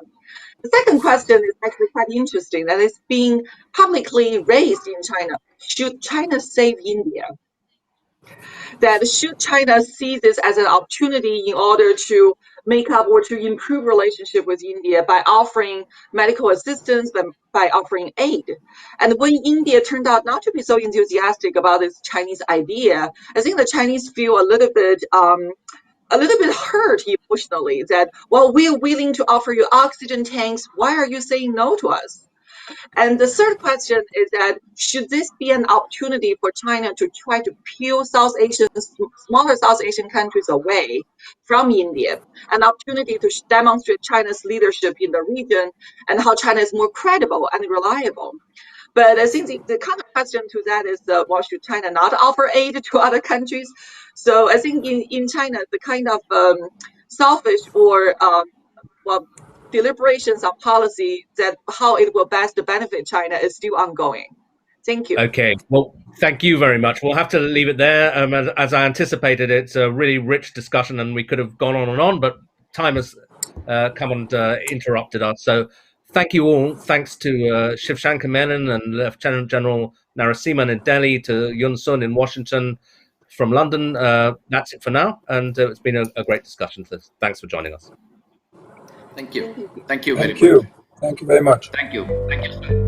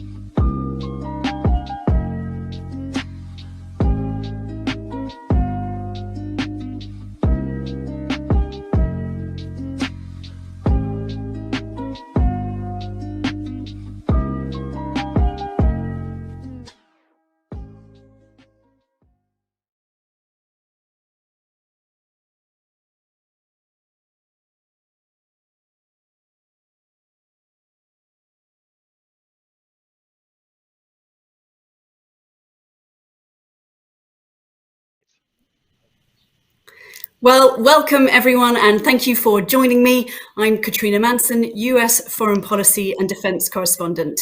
I'm delighted to say I have joining all of us, Deputy Assistant Secretary of Defence for South and Southeast Asia, Lindsay Ford. She joined the Biden administration in March, and before that she was at the Brookings Institution, where she focused on exactly the kinds of things that we're talking about today. Her research looked at US defense strategy in the Asia-Pacific region, US security alliances, and regional security architecture. She's no newcomer to the Pentagon. She was also there under the Obama administration too. In short, she's just the person to hear from to understand how the Biden administration is looking at India, not least as it eyes competition with China. Dasdi Ford, thanks so much for joining us. You've got some remarks that you were keen to offer everyone who's watching first, and then I will chime in with some questions. Thanks so much, Katrina. Appreciate the very gracious introduction. And I just want to say at the top, special thanks to the Financial Times, the Indian Express for hosting this event and inviting me to be here. It's a fantastic group of both US and Indian panelists that I am really pleased to be speaking alongside, not least of which the discussion with Minister Jaishankar. I'm really happy today to be talking a bit about the future of the US-India partnership and its role in the Indo-Pacific region and more broadly around the world. So I wanted to just start off by offering a few observations. First, the US-India relationship, I think, is a central feature of our goal, which is a free and open Indo-Pacific region. And this relationship has the potential, I think, to emerge as the most consequential partnership of the 21st century. The defense relationship in particular, which I spend a lot of time on, has made great strides in recent years. And that's driven both by our shared values as well as really converging strategic interests. The commitment to this relationship, I think it's important to note, is deep. It's bipartisan, and I think you have seen it move in a consistent direction across US administrations. So more recently, in June 2016, again in 2017, the US designated India as a major defense partner, which is a unique status that was really meant to elevate the relationship we have with India. And then last year, the United States and India finished completing the signing of 4 foundational defense arrangements that really allow us to take our military cooperation to the next level. Today, I think we're sort of at a critical moment in our defense partnership, and the efforts and steps we take today will really help us operationalize our bilateral cooperation so that our partnership can reach its full potential over the next few decades. So for the Biden administration and the Department of Defense right now, I think we've really positioned India at the front and center of our engagement in the Indo-Pacific region. You can see this recently. Secretary Austin's recent visit to India in March was his first overseas trip. The first time that a defense secretary has gone to India as part of his first overseas trip. More recently, Undersecretary of Defense for Policy Colin Kaul had a call with Indian Defense Secretary Kumar, which was his first counterpart engagement as well. So it tells you something about the centrality that we see of this partnership to how we engage in the region. I wanted to just, I guess, talk about a few points today. First, by kind of saying a bit about where the partnership is in the context of the current COVID crisis that is gripping India and more broadly the Indo-Pacific region. Talk a little about how the Biden administration is operationalizing our bilateral relationship, and then say a little bit about where the partnership fits in the broader sort of regional security architecture. First, on the COVID crisis, we're seeing a pandemic that continues to ravage the Indo-Pacific region, which is obviously devastating, and people here in the United States understand firsthand, how horrific this crisis really is.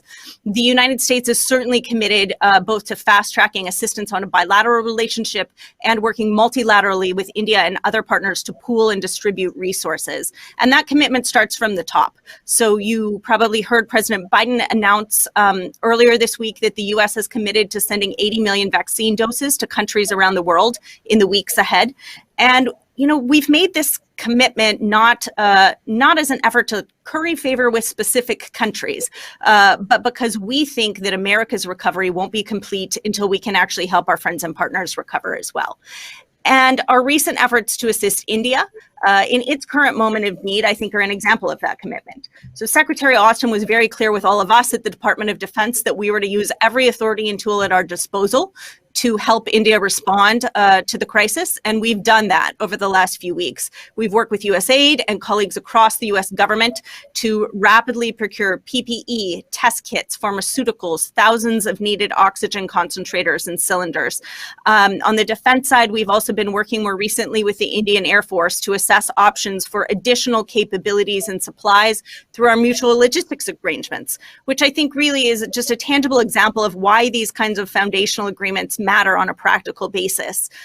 Importantly, this includes other like-minded countries coming together as well. And this is a great example of how our partnership has broader regional ramifications. So you've seen in the last few weeks, Australia, Japan, France, South Korea, many other countries providing hundreds of oxygen generators, more than 10,000 oxygen cylinders. And it's just a reminder of why more than bilateral partnerships, regional security networks are so vital. We're seeing during the COVID crisis, we've seen this before during other crises like the Indian Ocean tsunami, that the defense partnerships we have bilaterally play a central role in protecting the security of our people and the broader region. So looking ahead, certainly for the U.S. Department of Defense, we remain very committed to working with allies and partner militaries as they're called on to support civilian authorities to continue to improve and stitch together our relief efforts across the Indo-Pacific, and that's going to be a big focus for us. India obviously is going to continue to play a critical role in the region's recovery as well, even as it moves out of its own crisis. And we intend to work hand in hand with India on that in the months ahead, including through the Quad Vaccine Initiative, to ensure that countries across the region have access to vaccines and the support they need to enable a robust and sustainable recovery. Looking ahead, Katrina, past the immediate crisis, I would just say that our bilateral partnership plays a key role in preventing new crises and new conflicts. And we're very focused on thinking about how we enhance and modernize this partnership to address threats in the years ahead. So Secretary Austin's visit to India really reaffirmed the significance of our defense partnership. And we talked about a number of ways that we can elevate this partnership looking forward, including through closer military-to-military ties, enhancing our defense trade, as well as our regional security cooperation. I think the U.S. and India are very aligned in those goals. Thus far, Navy cooperation has been a key pillar of our defense partnership, but we are expanding that with Army and Air Force cooperation, which complements the moves that India itself is making toward an increasingly joint structure in their own military. So, for example, in November 2019, the US and India conducted our first ever tri-service exercise between the two countries, Tiger Triumph. And more recently, right on the heels actually of Secretary Austin's recent trip to the region, what you saw was the Theodore Roosevelt Carrier Strike Group from the US doing a high-end joint exercise with both the Indian Navy and Indian Air Force in the Indian Ocean. The foundational agreements we have will allow us to continue this sort of modernization of our relationship, focused on things like streamlining logistics, enhancing information sharing, including geospatial information, to really allow us to operate more seamlessly together.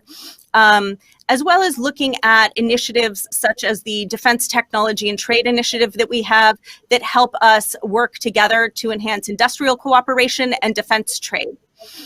Looking forward, I would just say, finally, that we're thinking ahead as well about how we can work together in new domains. That's space, cyber, artificial intelligence, and other emerging technologies, which I think we increasingly recognize have implications not just economically and in sort of the civilian space, but actually military implications as well. So we're very committed to working with India to think about innovation in those areas that we can work on together.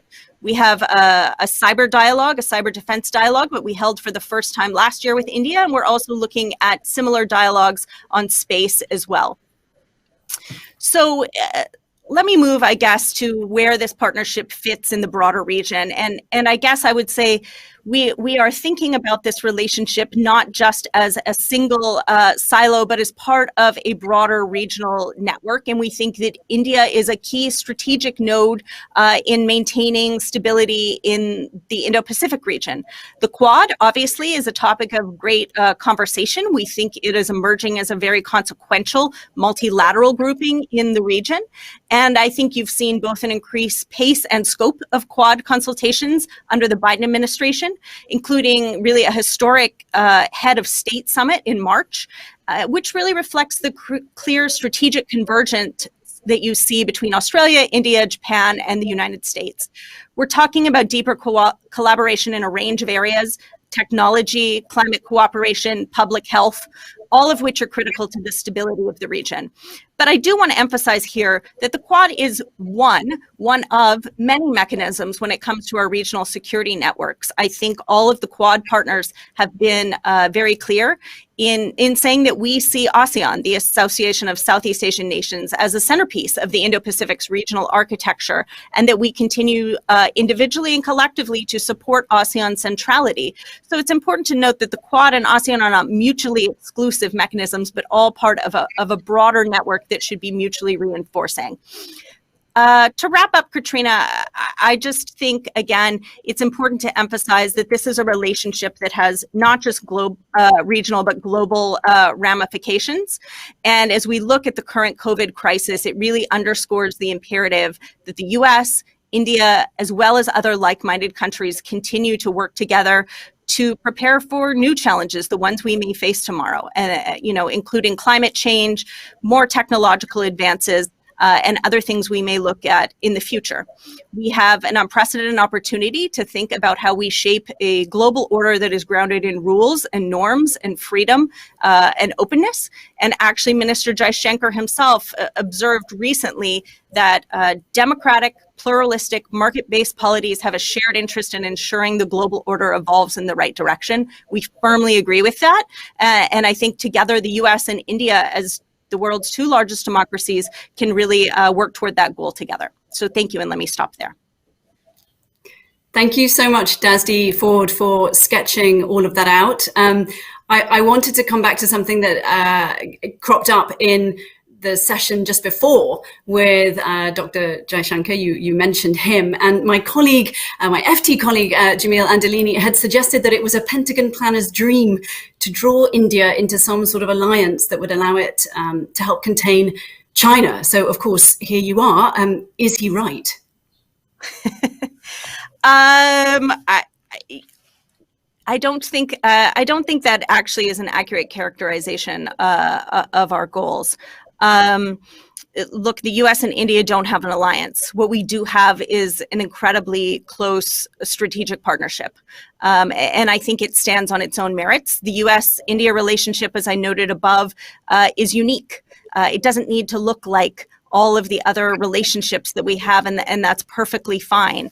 It's a relationship that, both because of shared interests and shared values, is incredibly strong. And I think we are very focused on how we operationalize that partnership, not looking to make that partnership be something else, or make it replicate relationships that we have elsewhere. I would just note as well that, again, this relationship stands on its own merits. We don't have a partnership with India because we're interested in containing China. We have a partnership with India because we have a lot of shared interest in things that we would like to work together on in the region. Thank you. And I should probably quote from something that you wrote that came out in January, just after the beginning of the Biden administration, where you in fact referred to ideas that, any idea you could transform the Quad into a formal alliance. You said such musings are a little more than a pipe dream. It is neither practical nor useful to imagine variations on a NATO model for the Pacific. Is that still how you feel?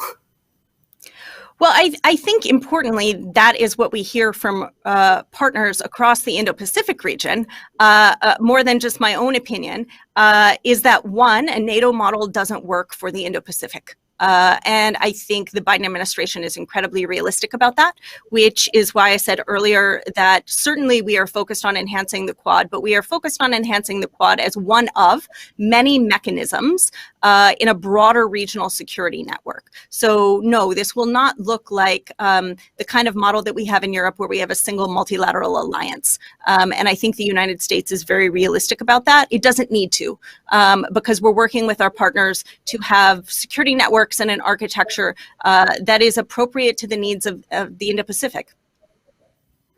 Thank you. In that same piece, which came out in January, you also wrote that US alliances were not currently postured either strategically or operationally to respond to China's growing economic, military, and technological influence. So, given that, do you see that the development of the US-India defense relationship could help you answer that problem? So I would say certainly the Secretary has talked about wanting to modernize alliances and partnerships across the Indo-Pacific. That is a broad goal we are focused on.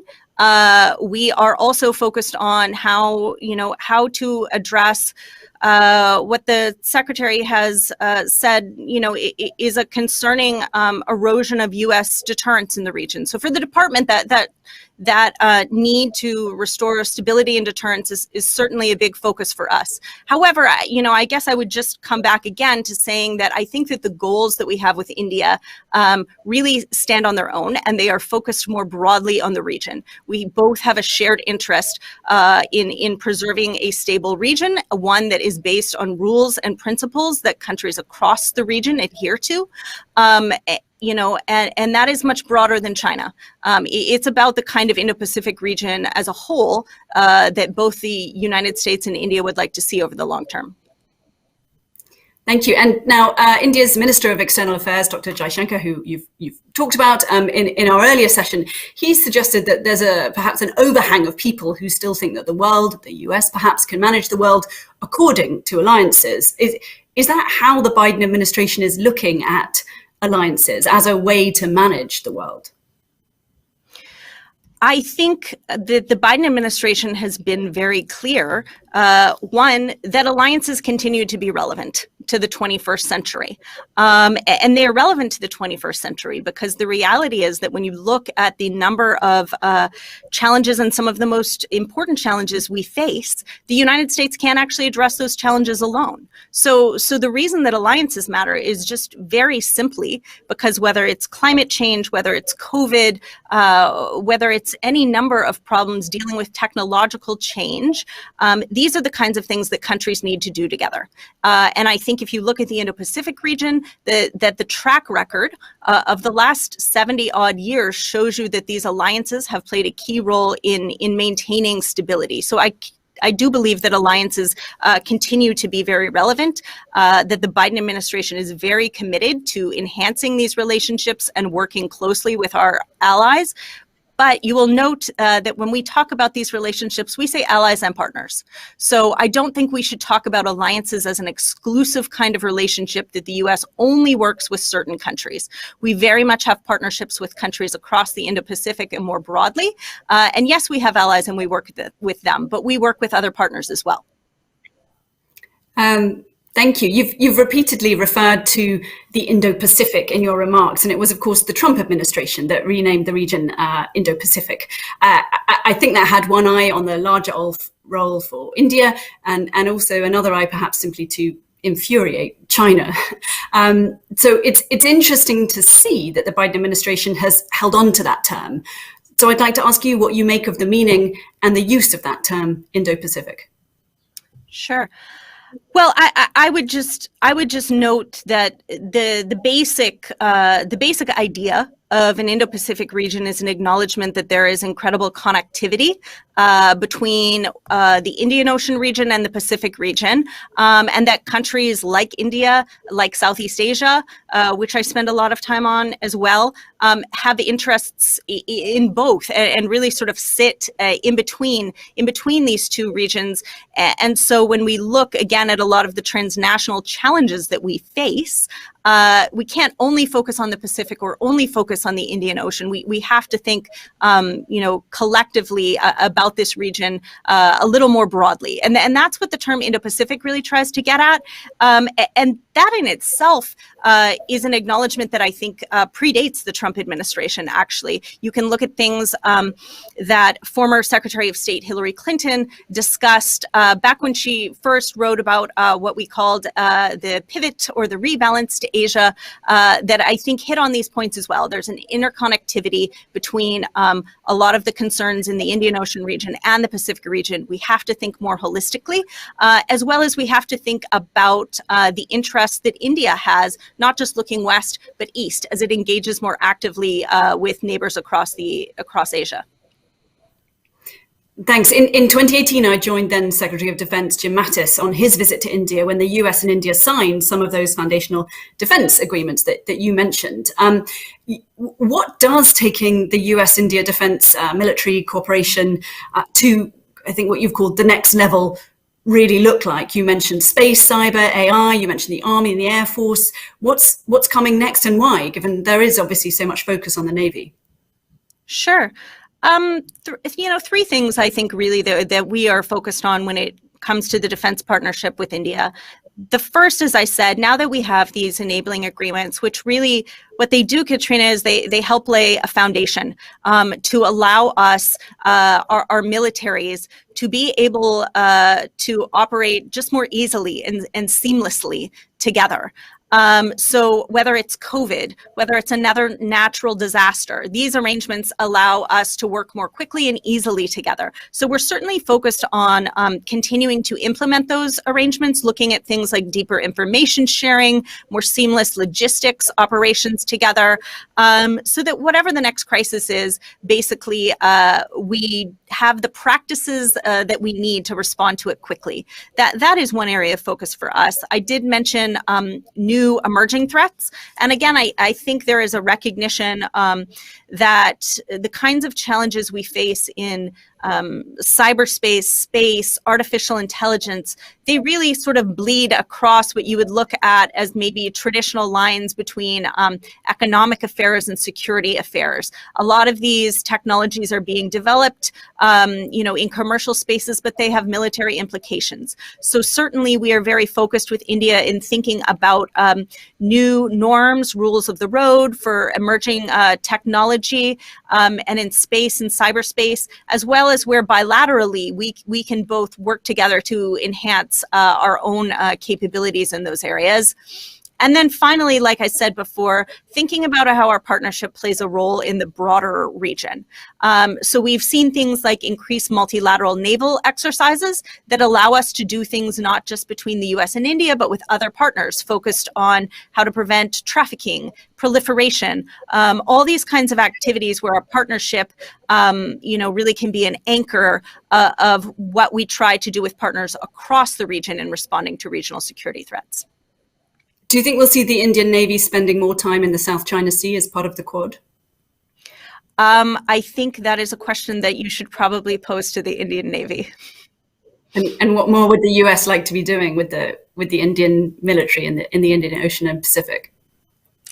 I think that there's a lot of things in the maritime domain that we could be doing together. As I mentioned, we're thinking about how to train and work together to ensure stability both in the air as well as the underwater domain, where I think there's a lot of potential for instability. We're looking at things that happen on the water, like, again, proliferation, trafficking, piracy. There are all kinds of challenges like this in the Indian Ocean where we can work more closely together, as well as why the Quad started in the first place, which had to do with responding to natural disasters. They happen across South Asia, they happen across the Pacific.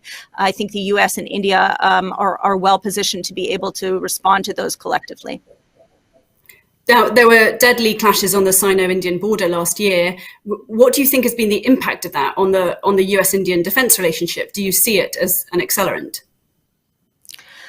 Like I said before, I think we have a lot of shared interests in the region. So I'm very reluctant to characterize the US-India partnership as a function of what's going on with China. I understand why that is often the text that is out there, but I think it focuses our relationship in the wrong way because it's certainly much broader than that. What I would say is that what we've seen along the line of actual control, to me, is a concerning trend more broadly in terms of China's behavior toward its neighbors in recent years. So we obviously see similar kinds of things happening in the South China Sea, where China appears to be just trying to change the facts on the ground rather than trying to talk to its neighbors and peacefully resolve disputes according to the rule of law. I think the question is more what China is doing to its relationships with its neighbors through that kind of behavior, and not so much that is, the sole focus of our partnership with India. If India goes ahead and buys Russia's S-400 missile defense system, how could you consider it a reliable partner in the Quad? And would you just grant a waiver and look the other way? Secretary Austin discussed this on his recent trip, and he's exactly right in saying that India has not yet acquired the S-400. So I actually think that discussions about to waive or not to waive or sanctions are premature at the moment because we're not there. I would say there obviously is legislation on the U.S. side that has to do with significant acquisitions of Russian equipment that we have to deal with. We certainly talk to all of our partners about the fact that we encourage them to move away from Russian origin equipment. That being said, I think that when you look at the broader trend lines for India over the last decade, they have been diversifying their defense ties, which we see as a very positive trend. And obviously, more importantly, I think we're enhancing U.S.-India defense ties, which also is very positive. And my last question is on that note, in terms of improving interoperability or even including improving US defense sales, what can the US offer of its own? What would you like to be seeing India buying more of? I think what's most important is that India is acquiring the capabilities that it needs to defend its interest in its own sovereignty. So that's the most important thing in terms of what we can do together bilaterally. Again, I think that certainly, there's much more we could continue to do in the maritime space where, naval modernization will allow us to work more actively in the Indian Ocean, where we have a lot of shared interests. But certainly, as we look forward in cyber and space, as I said, I think this is a key part going forward of how militaries have to think about defense, because there are emerging threats in those domains as well. So we will continue to talk with our Indian colleagues about their own modernization needs and requirements, and try to work with them on those. Thank you so much. And thank you so much to you, Dasdi Ford. We are sadly out of time, but it has been really good to have you on. I know the next panel is about US-India relations. So in that panel, I'm sure they will pore over your every word. And for everyone watching, this will be available for the next 30 days. So you can re-access it. And thank you all for joining and watching. And thanks again to you, Dasdi Ford. Thanks so much, Katrina.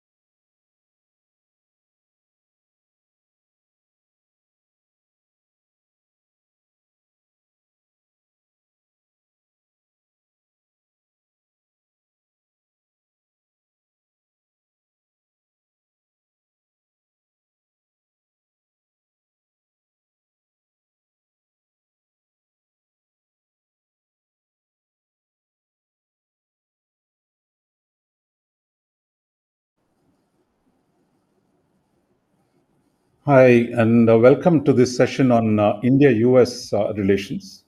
You all heard just now the discussion on India-China relationship, which is a fraught relationship. You saw the somewhat contentious perspectives from Beijing and Delhi.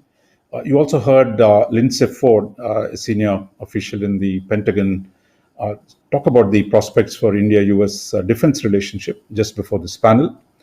Here we're talking about something more pleasant. I mean, while India-China relationship has gone down, we see here India-US relationship in a fairly expansive mode. It's never been as productive and as mutually comfortable as it is today. And to talk about this transformed relationship, we have four excellent speakers in the panel. I am Raja Mohan, Director of the Institute for South Asian Studies at the National University of Singapore. I'm also a columnist for the Indian Express.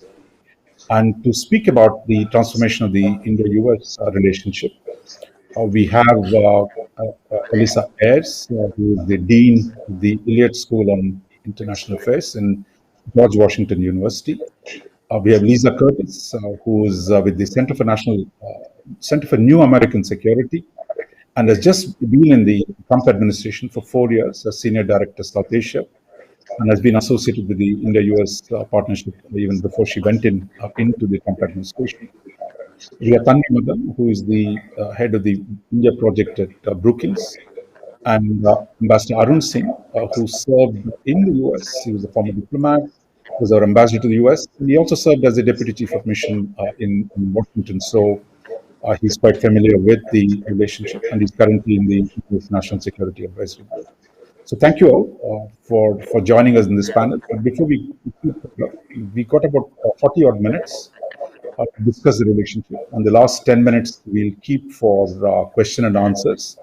And to the audience, please send in your questions into the chat box, and they'll be relayed to me, and we will get them across as much to the four panelists here. So if we might start with a very simple question, because all of you have been associated with this relationship in different ways.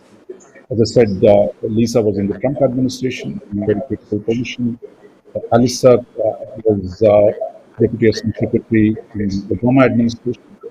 Tanvi, of course, follows this relationship with policy, and I'm saying has been involved with this relationship. So let me ask you the first question, which is really, why is it that people are always skeptical of this relationship? That there's always doubt whether it can actually make progress. But in the last 20 years, it has gone from strength to strength across diverse administrations in both the capitals. And despite all the debate, skepticism, we've seen this relationship really become, it's never been as good, between Delhi and Washington as it is today. So maybe we'll start with Alisa. What do you see the reason for this great continuity and advance? Thank you, Raj, and thanks for bringing us together to talk about this today. At a time when so many people in India and so many people around the world are suffering from the coronavirus pandemic. So I just want to say at the top that one of the things that's been a nice thing to notice really in the last several weeks is the attention that Americans have been giving to India and the crisis right now. The paradox is an important one, and I'm glad that you raised this as the first question for us to consider. Part of the paradox, I think, on the U.S. side, and I defer to Ambassador Singh and Tanvi and you for the perspective from the Indian side, but I think part of the paradox on the United States side is that many people, I think, normalize what a partnership should look like based on the traditional alliance relationships that we have with our European allies, our Asian allies, the habits of cooperation that have been formed over decades, really from the middle of the 20th century, and a vision of what a partnership looks like based on that as the model. And that is not what New Delhi has been interested in. And we have a lot of areas of friction. There's no doubt about that. Those areas of friction have continued, as we all know, even as we've managed to overcome some of them. New ones have emerged. So the progress that's been made over the course of successive different US and Indian governments over really 20 plus years, I think obviously when you look back on where things were in 1998, it looks very different today. But at every stage of the way, you're absolutely right. There has been a sense of, well, it's so difficult. India doesn't want to work with the United States in the way that we are accustomed to, so maybe this is too hard. And I've seen this over and over again. I do think that we've managed to find specific patterns of cooperation that are very specific to the India-US relationship, and that's been helpful. But that paradox, I do think, it is really the result of just some very different expectations of what it means to work together in a partnership that is very much different from what the traditional alliance relationships the United States has had.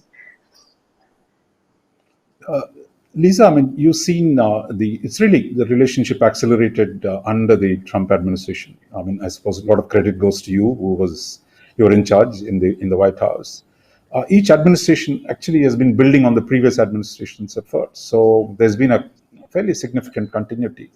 And all indications are the Biden administration will really build on what we've seen happen in the last 4 years. So how do you see the source of this continuity, expansion? Well, thank you, Raja, and thank you for inviting me today. It's a pleasure to be here with my esteemed co-panelists, but let me echo some of Alyssa's thoughts in extending condolences to the Indian people for the horrible wave of coronavirus that is ripping through the country. It's just very difficult and painful for everybody across the world to watch. But we stand with India, and we know India will come through the eye of the storm successfully. But yeah, in terms of what drove the relationship during the Trump administration, I would break it down into two phases, really.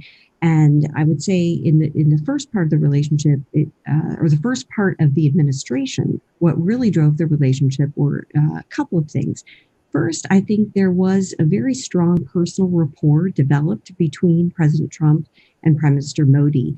And this started with the visit of Prime Minister Modi to the White House in June of 2017. He was one of the first foreign leaders to visit, and they just struck a close bond. And that was solidified through a series of phone calls that the two leaders made to each other. And then, of course, we saw in 2019, the Howdy Modi event in Texas, with both leaders addressing a crowd of 50,000 Indian Americans. So you could really see this close personal relationship between the two leaders. But also, I would say in the first part of the administration, the U.S. Made a lot of gestures to India in terms of allowing India access to advanced technology. For instance, in 2017, the U.S. Granted India access to Predator technology, making India the first non-NATO ally to have access to that kind of technology. Also providing India a Strategic Trade Authorization 1 status, which was another gesture sort of acknowledging that India was a great power. The U.S.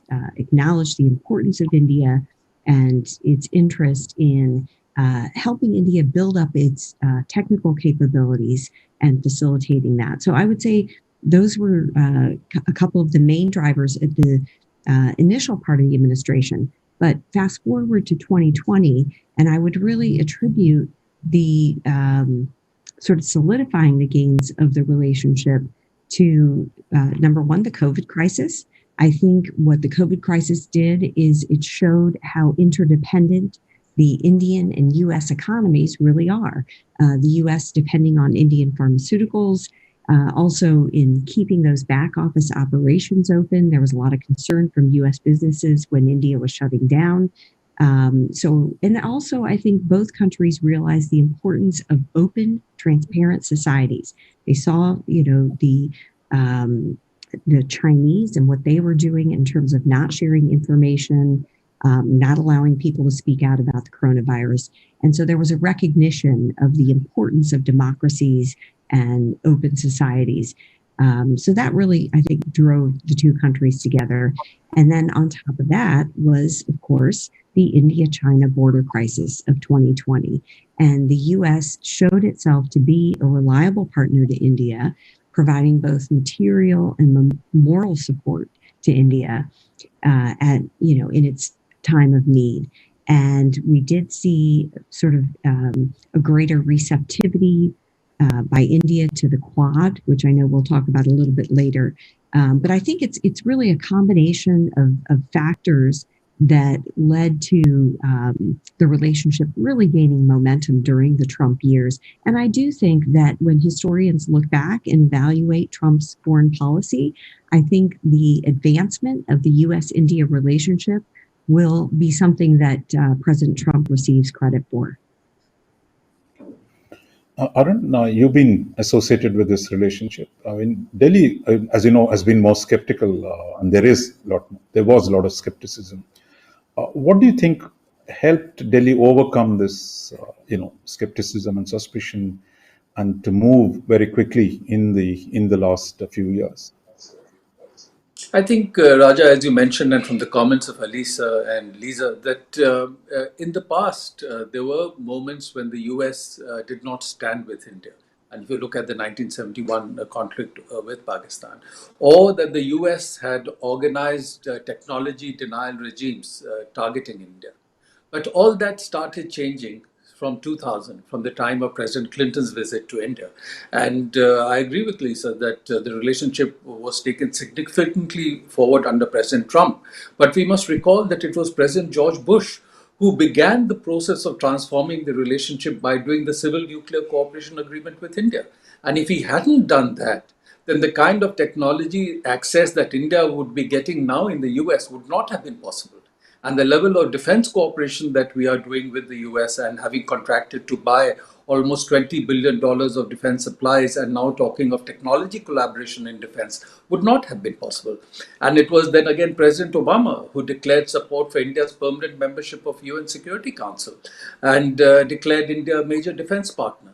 So I think step by step, through Republican and Democratic presidents since 2000, US has been supportive of India. And if you take, for example, the Kargil conflict, unlike in the past, US placed itself completely on the side of India. And then, of course, changing the international rules related to nuclear power cooperation. So I think what has now happened, unlike in the past, that there is a convergence of interests between India and the US.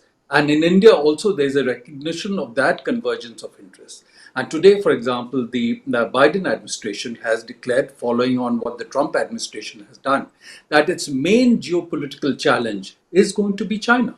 Economic, technological, military. So if that's how they are defining their global priority and the challenge that the US needs to meet, then there is going to be a convergence between Indian and US interests. So I think it is that convergence of interest and the kind of support that Lisa referred to that the US provided last year. Political support in the multilateral context and provision of supplies that has reinforced perceptions in India that US is building towards being an important partner. But here again, I think the COVID experience is important because when India needed some support when the second wave began, in the beginning, the US, there was some hesitation or perception of hesitation. And once again, voices were raised in India about US, whether it's a reliable partner. But you could see that different stakeholders in the US, within the administration, in the Congress, in the business community, and the Indian origin diaspora came forward very vocally to ask the administration to be more forthcoming in support for India. And the administration and the business community in the US and others have really come forward. So I think it is a signal that now there is a deeper engagement between India and the US, and there are different stakeholders in the US invested in the India relationship. So I think that's why the perceptions are changing now. Tanvi, I mean, the China question has come up, one of the convergences that we've seen happen. And you've studied the triangular relationship. You've done a book on this, on India-China-US relationship back in until the 1970s. And now you track that relationship today. And you're also seeing the Biden administration's continuity on the China and India policies. So is that, but China is too big, right? I mean, for both of us, for India, for the US, that there are, whether it's trade or whether it is the need for cooperation, as the second largest economy, the second most powerful nation in the world. So China is there is a shared problem with China, but there is also, both of us have stakes with China which are not easy to overcome. So is the China problem still complicate the relationship, or is it going to make it push the relationship, India-US relationship, forward? Thanks, Raj. I think they're both dimensions, but on balance, you do see that the two countries have a convergence, even if not a consensus on China, that has been driving the relationship. Now, when you ask officials in the Indian or US governments, and you heard this with Dasley Ford earlier, that is it China that's driving a relationship? And they'll often say, no, it is both. And I agree. And I think as Ambassador Singh, Lisa and Alyssa alluded to, that's one of the strengths of the relationship. It's not just about China. But it is, China has been a significant driver.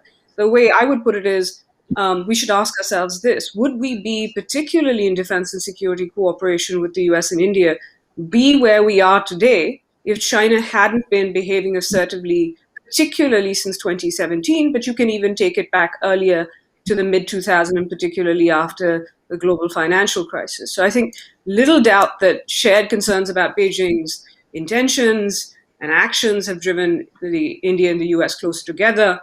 And I think as each of the countries, both the US and India's competitions with China has intensified, you've seen a deepening of the relationship.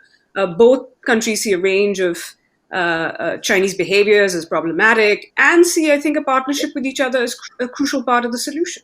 So you see the US viewing, or Washington viewing, India as a geopolitical counterbalance, an economic alternative, a democratic contrast to China. And for India, the US is crucial to its China policy in terms of both internal balancing, just capacity building and capability building, but also external balancing. And I think the fact, as you said, China is a big problem. And it is this recognition that you can't deal with it alone, that there is a capabilities gap, particularly between India and China, that's been growing, that you actually need this kind of burden sharing, particularly at a time where domestic constraints in every country are saying, why are we doing this alone? And it's not just defense and security. I think you have seen this kind of cooperation on China now across the board in a number of domains, whether that's economic, technological, and to some extent, you're starting to see it on the ideological competitive side. I will say one thing on the differences in China, which is that, you do see, and this is something that we do know about the past, that differences in China can be complex and have to be managed between the US and India.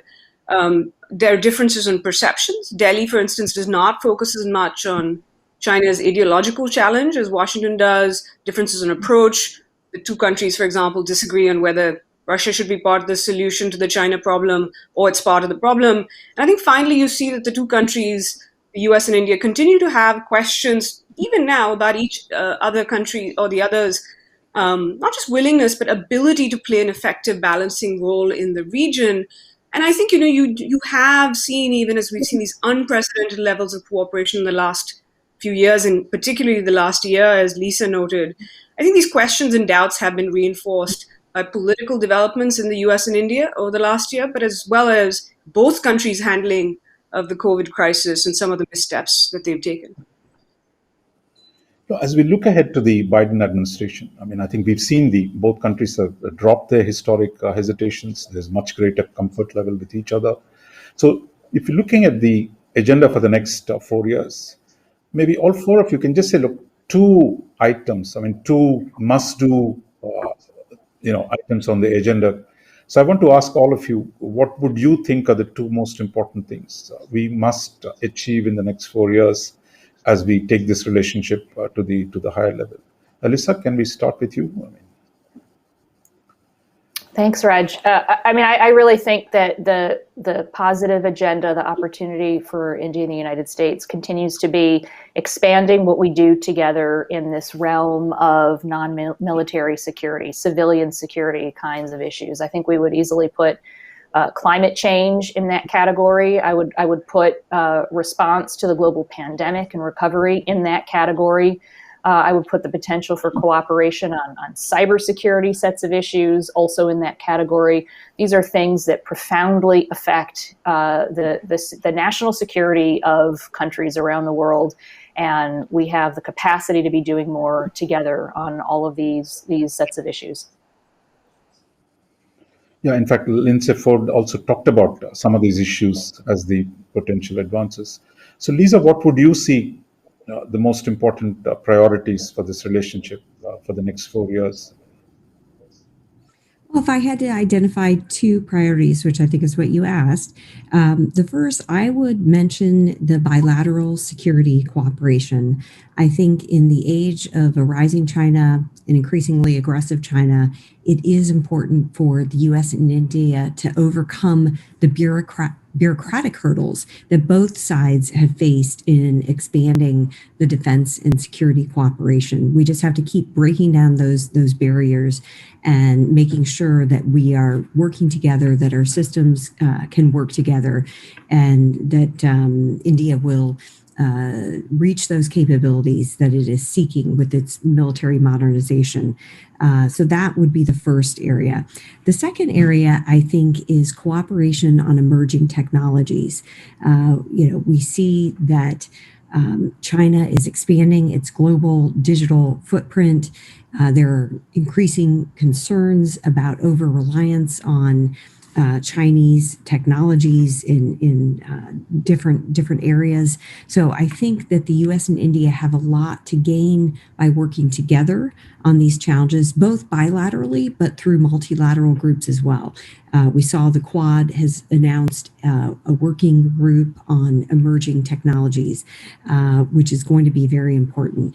But I think as we look to see democracies setting technology standards, it will be even more important for the U.S. and India to work together. Now, I'm not saying that the U.S. and India agree across the board. Of course, India has different ideas when it comes to issues like data localization. So there will be some differences, of course, between our two countries, but on areas like cybersecurity, areas like protection of free speech, I think there are a lot of commonalities and mutual concerns that the U.S. and India have when it comes to technology development.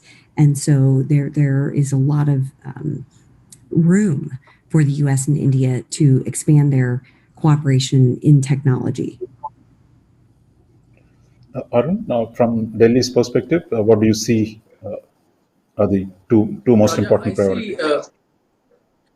Raja, I see personally that there is already growing political and strategic convergence between India and the US. They need to pay a little more attention to the economic side of the relationship. Because I think we need to give more of a geo-economic ballast to the geostrategic convergence. For India, US is the largest trading partner. But if you look at the level of trade at about $150 billion, it pales in comparison with the US trade with China. So keeping this in mind and keeping in mind the fact that the United States at the moment is engaged in reworking its economic and trade relationships across the board. The new administration has said it is not going to enter into new trade arrangements. It will look at onshoring, it will look at reshoring, it wants to address trade issues differently. So in that framework, I think the two countries, both at the level of the governments and at the level of industry, need to get involved in a very deep discussion on what kind of a new trusted, secure supply side relationship that you need to build. And that has been disrupted during the pandemic. Lisa referred to concerns related to the work in the IT sector, even in the pharma sector. There's been supply side nationalism in different countries. So they need to get down and have a very deep discussion on this. What is this new pattern of relationship that you build? Second, as Lisa mentioned, the new and emerging technologies, artificial intelligence, quantum, cyber, digital, biotech, are going to completely transform the way we live and work. And India and the US have not been able to even work out limited trade agreements because there are existing interests that come in the way. So I think the two countries, again, at the level of both governments and industry, need to focus on what kind of new patterns of interaction and cooperation they can build in this new and emerging technology so that the relationship is taken to a different level and new forms of trade and technology agreements they are able to work out. So I think if we are able to focus on these two, we will really be able to transform the relationship and take it to another level. Tanvi, So I think I would say, echo Lisa's comment about the defense and security cooperation across the board in, kind of the old traditional security, but some of the new security areas as well. And I think we're really needing to move more from consultation to kind of that coordination and cooperation phase. So now that the enabling agreements have been signed, the dialogue mechanisms have been established, as Dazzy Ford said, moving to that next level to the extent that you're going to be doing joint planning, potentially even joint operations, or at least coordinated, not just the US and India, but other like-minded partners as well. And that will require kind of getting over some historical baggage. And I know Prime Minister Modi has said the US and India have overcome the hesitations of history. Well, the point that Ambassador Singh made about the reaction in India, and to some extent the overreaction to kind of the delay in the US, which shouldn't have been the case, but it was, that, talking about a delay of saying something for a few days this is a USS Enterprise moment, needing to get over kind of that baggage of saying, look, we have now a relationship where we have a certain amount of trust. And when the US doesn't preemptively say, we're not going to offer India this because Delhi will say no, and Delhi not automatically saying no because it doesn't fit within some kind of idea or dogma about strategic autonomy. I think the second thing is something Alyssa has written extensively about, the economic side that Ambassador Singh also mentioned. I think the bilateral is important, but also if India and the US cannot get their foreign economic policy right, it's not just about the bilateral economic relationship. They have very little then to offer the region as well. And if we're thinking about this in terms of a competition, it is a competition with others who have put things on the table, including China has made an offer. But other Indian and US partners, Japan, Australia, have a very different policy and engagement in terms of trade and investment in the region. So I think figuring that out, and it's complicated because it's not just foreign economic policy, it touches on domestic policy and politics questions. And both the US and India have actually shown more protectionist instincts. You can say that they're understandable, but I think that's something that will need to be moved forward if the relationship is to continue this forward momentum in a more broad, in a kind of more rebalanced manner, rather than just depending on the defense and security pillar to move it forward. We've had generally good news so far. I mean, I think let's look at some potential pitfalls in the relationship. There's always something unexpected that would derail, but we also know some of the traditional divides that have existed. So maybe each one of you, we have a little time, and then we'll have to go into we have a lot of questions coming in. So Alyssa, I'll start with you. What is it that we must not do in the next 4 years? I mean, to keep this, avoid a major, problems, I would say. Well, let me pick up on where our last two comments just left off on the economic relationship, and I did not mention that as something that we need to pursue and work on, because I'm not very sanguine that it's going to be easy to resolve these very tough frictions. These are pitfalls in the sense of in the background of what has been a helpful security relationship, a security and a defense and a diplomatic consultation relationship that has expanded and grown quite well over the last 2 decades. These economic issues are really tough. And I don't know, I just don't see some of these getting resolved very easily in the years ahead. I mean, I think the United States is going through a period of reevaluating what our trade agreements have meant for US workers and how we ought to be thinking about trade and our international economic policy looking ahead. I don't know what the outcome of that will be, but it's going to be different than the past. We have the new technologies that, as Lisa and Ambassador Singh referenced, create a whole new arena of economic consultations and negotiations that are quite different and remain tricky and unresolved. Again, the data localization issues, privacy, how do you handle this? What do you do about AI? You can imagine other kinds of issues coming up as a result of sort of future of work technologies and what that means for labor. I should also note that the Indian government in the last 2-3 years has become far more protectionist than it was. I think the Modi government began office in 2014 talking about becoming more open to the world. It became clear a few years into the government that really meant seeking foreign direct investment, but didn't necessarily mean a greater openness on the trade side. And we have seen tariffs go up, whereas India had been lowering tariffs across the board from its 1991 opening forward. There are also a lot of frictions. I mean, I don't want to get into the quite arcane details for people who have tuned in today, but we've got a lot of trade frictions that are on the non-tariff barrier side that are really complicated, that have to do with things like getting certification for dairy to enter the Indian market, other kinds of agricultural products like wheat, certifications for that. I mean, it's really complicated. I think that both governments should continue to try to work towards solutions. Am I sanguine that we will find solutions to these issues in the next 3.5 years? I'm not, actually, but I do think it needs to remain an important part of the bilateral dialogue. So India was generally considered, I mean, not very user-friendly on trade relations. But two interesting things have happened in the last few days. India, UK talking about an FTA, an early harvest on bilateral trade relationship. India and EU have agreed to resume trade negotiations after a long time.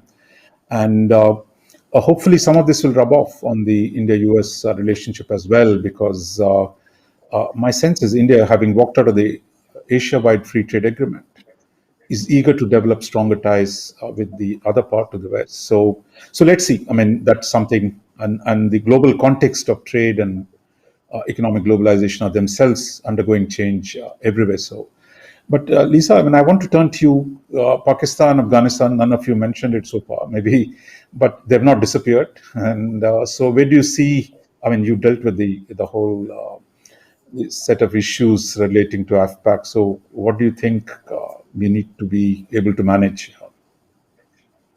Well, I think Afghanistan and Pakistan have been slight irritants in the relationship over the last, 2-3 years.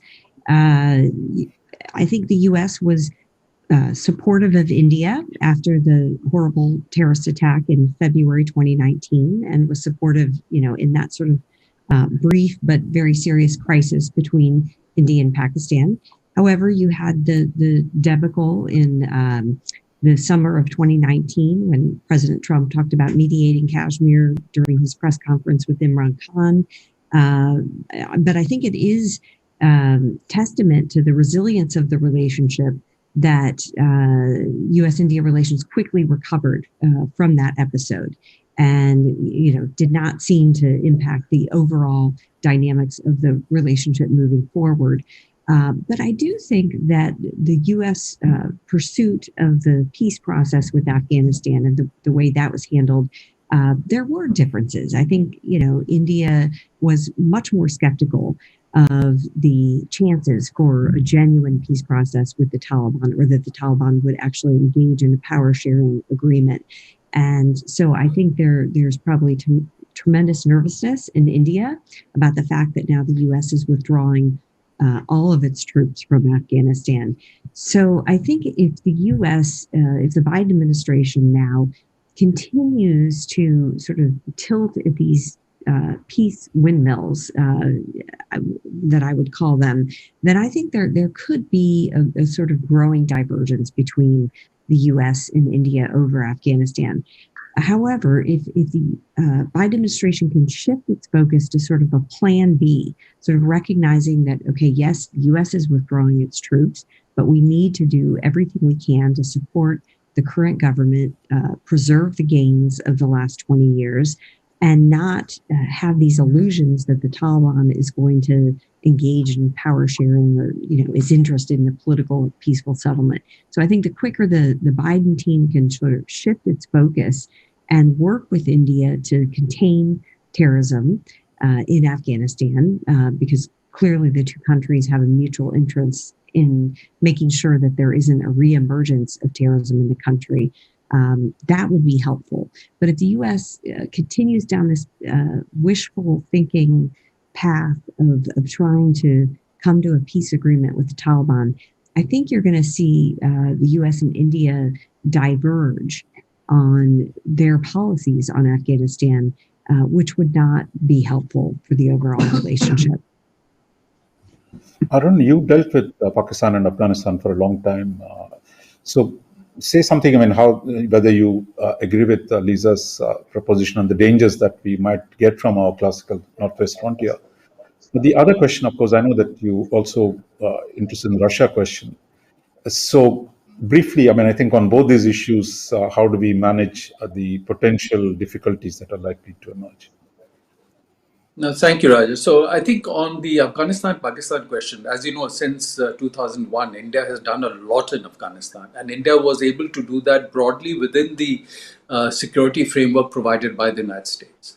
Now, if the United States are to leave suddenly and allow space for the Taliban to once again dominate, and Afghanistan becomes a space where terrorists can again be trained to target India, it becomes a challenge for India.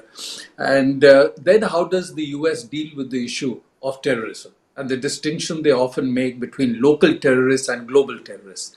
And therefore, even in the multilateral context, those who are not targeting the West, Do you ignore the activities of those terrorists or also work to target them and their supporters? So that will become one defining thing. The other aspect could be that as the US is withdrawing and Pakistan has influence on the Taliban, for a while, the United States may be more susceptible to what Pakistan may want in terms of its own interests, because it would want Pakistan to be supportive of US objectives in Afghanistan. And we'll have to watch that period carefully. But of course, there is the other danger that if US objectives are not met, and Pakistan is seen as not being very cooperative towards the US, then the US-Pakistan relationship would again see a phase of tension. And then, so we'll have to see the consequences of that. On the Russia aspect, in 1971, US reached out to China to sharpen the Sino-Soviet split as part of the global balance of power and to work it in favor of the United States. Now, from India's perspective, if China is today the main challenge that the US facing, main comprehensive challenge, it would make sense for the United States not to push Russia towards China, and therefore try and work out some kind of accommodation with Russia. And of course, we've had some positive development just yesterday when the Secretary of State Blinken had a meeting with his Russian counterpart, and US has given a waiver from sanctions from the German company that was involved in building the Nord Stream 2 project. So there is a signal that they're trying to work out some positive elements in the relationship with Russia. And I think India would certainly welcome that. Because if that doesn't happen, then, as we are consolidating the relationship with the US, which we must, because if you look at the trade, investment, technology, defense, it is the relationship where our comprehensive national interest is most adequately met. But we also have a history of a relationship with Russia, defense cooperation, political support. Then at the margin, India will need to make choices. Choices in terms of technology that you get, choices in terms of the kind of defense cooperation that you have. And the choices that India makes will have consequences for access to higher levels of technology from one or the other country. And I think this is a dilemma that India and Indian leaders, policymakers will have to face going ahead. So if there is a more positive US-Russia relationship, then the sharpness of choices that India has to make will be less. But if that is more adversarial, the choices will be more difficult for us. Tanvi, you followed, the great power dynamic, how the India-China-US thing got affected by other factors. But quite clearly, it's not something India can control. Ideally, if America and Russia got together, that'll be fantastic for India. But it's not something is in our control. It is really, there's so many multiple other factors. There were also times when India did not like Russia and America doing too many things together, for example, on the NPT or other kind of stuff. So how do we, is there today enough depth in our own bilateral relationship to withstand some of these changes in the other relationships? Because, the rest of the world, no state can control all the variables. So some variables will emerge, but do we have the strength to bear some of the big changes that might happen from outside? I think, this is where India's strategy of diversification, while it is about creating multiple options for India in terms of partnership, it's also a high maintenance strategy. It requires a lot of dynamism and flexibility, but it does depend on other countries' own interactions with each other, but also how important they think of India as being in their strategies. And so part of that is India needing to make itself more attractive to everybody so that other countries see India as useful and important, and that will create space for India with all of the countries that have been mentioned.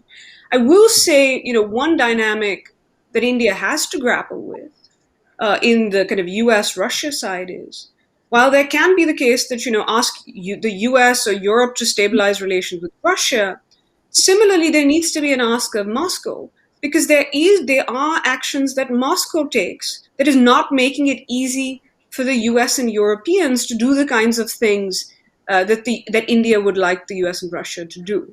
The second, whether it was the situation with Crimea or even more recent activities, I'd say the second thing is, which will be a concern, and we heard this alluded to in the discussion on India and China earlier in the day, which is the growing and perhaps very deep China-Russia relationship. It isn't a given, and this is going to complicate India's option. It isn't a given that stable US or more stable US-Russia relations will lead to Russia untangling its relationship with China.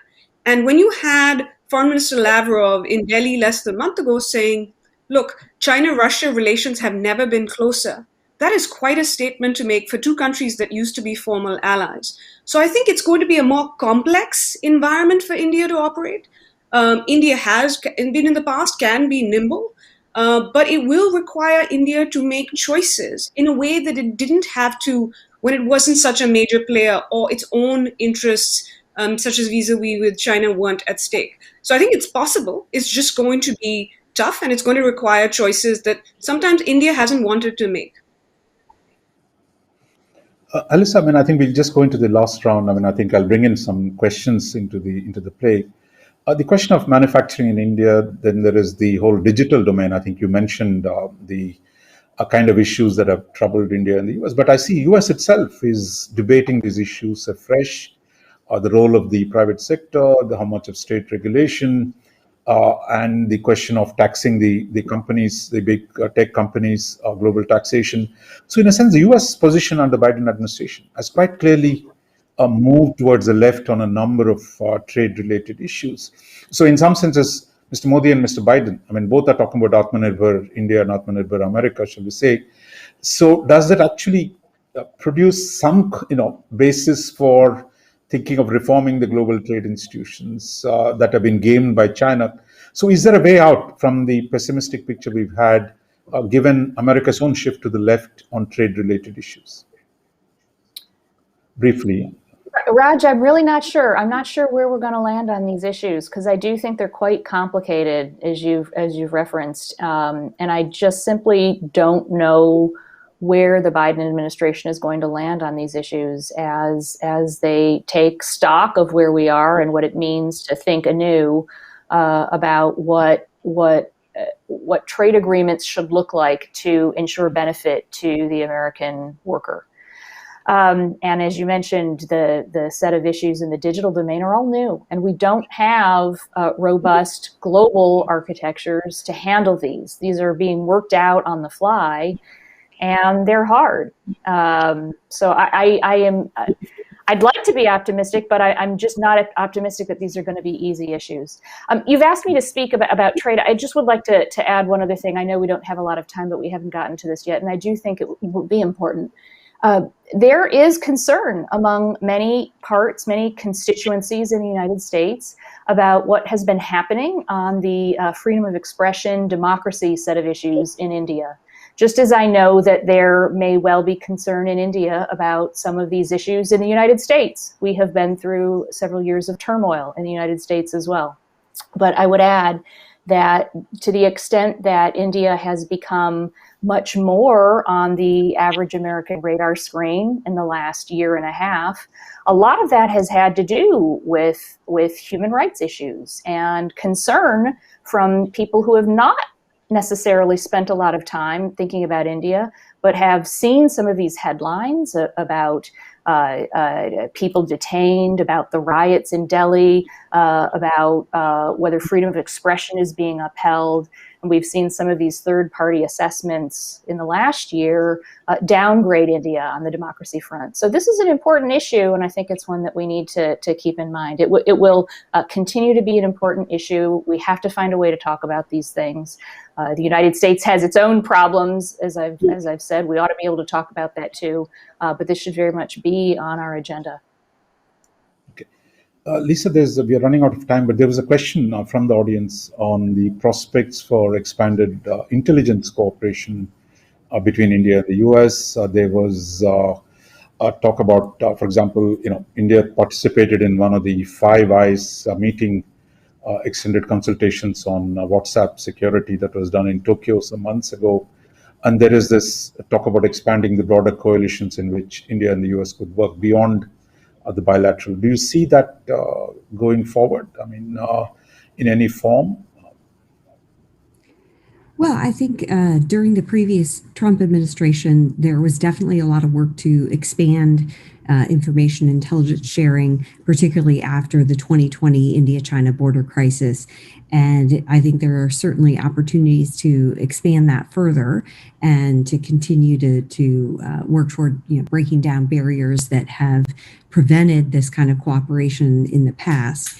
And it does make some sense to involve India in multilateral groupings as well. You mentioned the Five Eyes, but perhaps there is more that the Quad can do, US, India, Japan, Australia, in terms of maritime security and looking at how they can share information with one another to increase their collective maritime domain awareness. So I do think there are a lot of opportunities to expand intelligence information sharing, but also with the impact of increasing interoperability between their systems. And I think this will be particularly important within the Quad. So I think, maybe we start looking at, Quad Eyes or, a Quad information intelligence sharing grouping so that, the idea is to be able to pool resources, capabilities, information to counter China, and particularly in the maritime realm.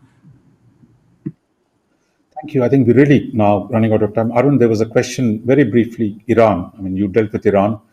Is there a good news coming from Washington on US-Iran, or is it just one more red herring, but the problems structurally with Iran will remain between India and the US? Well, it's difficult to say how the US will work it out. There is complex domestic political dynamics in the US. But I think from the Indian perspective, if the US can work out an agreement with Iran, that would certainly be helpful. India has interest in Iran, including on energy. But when the US imposed sanctions on Iran unilateral, although India didn't accept those sanctions formally, but in practice, doing cost-benefit analysis, Indian companies observed those sanctions. So I think it did not really become an issue in India-US relations. Thank you, Arun. Tanvi, we just got exactly a minute to go. So if you think there's something on your mind, you want to say what should we watch out for in the relationship? I think I just echo what Alyssa said in terms of the shared values bit of the relationship, and emphasize kind of that it is an important pillar. Pragmatic Biden administration sees India as key to various objectives, including in the Indo-Pacific and China, climate change, global health security. So you might think that it's going to be put aside. But I think, this is the questions about India's trajectory as a pluralistic democracy does affect the Biden administration's ability to kind of set the pace, a faster pace and tone of the relationship, and for them to be able to get kind of India the kind of exceptions that India sometimes wants. So I think both India and the US that are kind of democracies, this is the strength of it. You get to discuss these issues. At the end of the day, Indians are going to decide the debates on these issues. It's not going to be for the US to say, but you cannot expect that others will not care about these debates because India itself portrays itself as the un-China. So don't be surprised if India is held to a higher standard. As External Affairs Minister Jaishankar himself said in December, how I behave at home is how I am going to behave largely abroad. That is something I think a number of countries think of. So it becomes more than a domestic policy issue. But I think people need to look at this as kind of mature partners that can discuss these issues and not think of it as a crisis every time one of these issues gets mentioned. Thank you.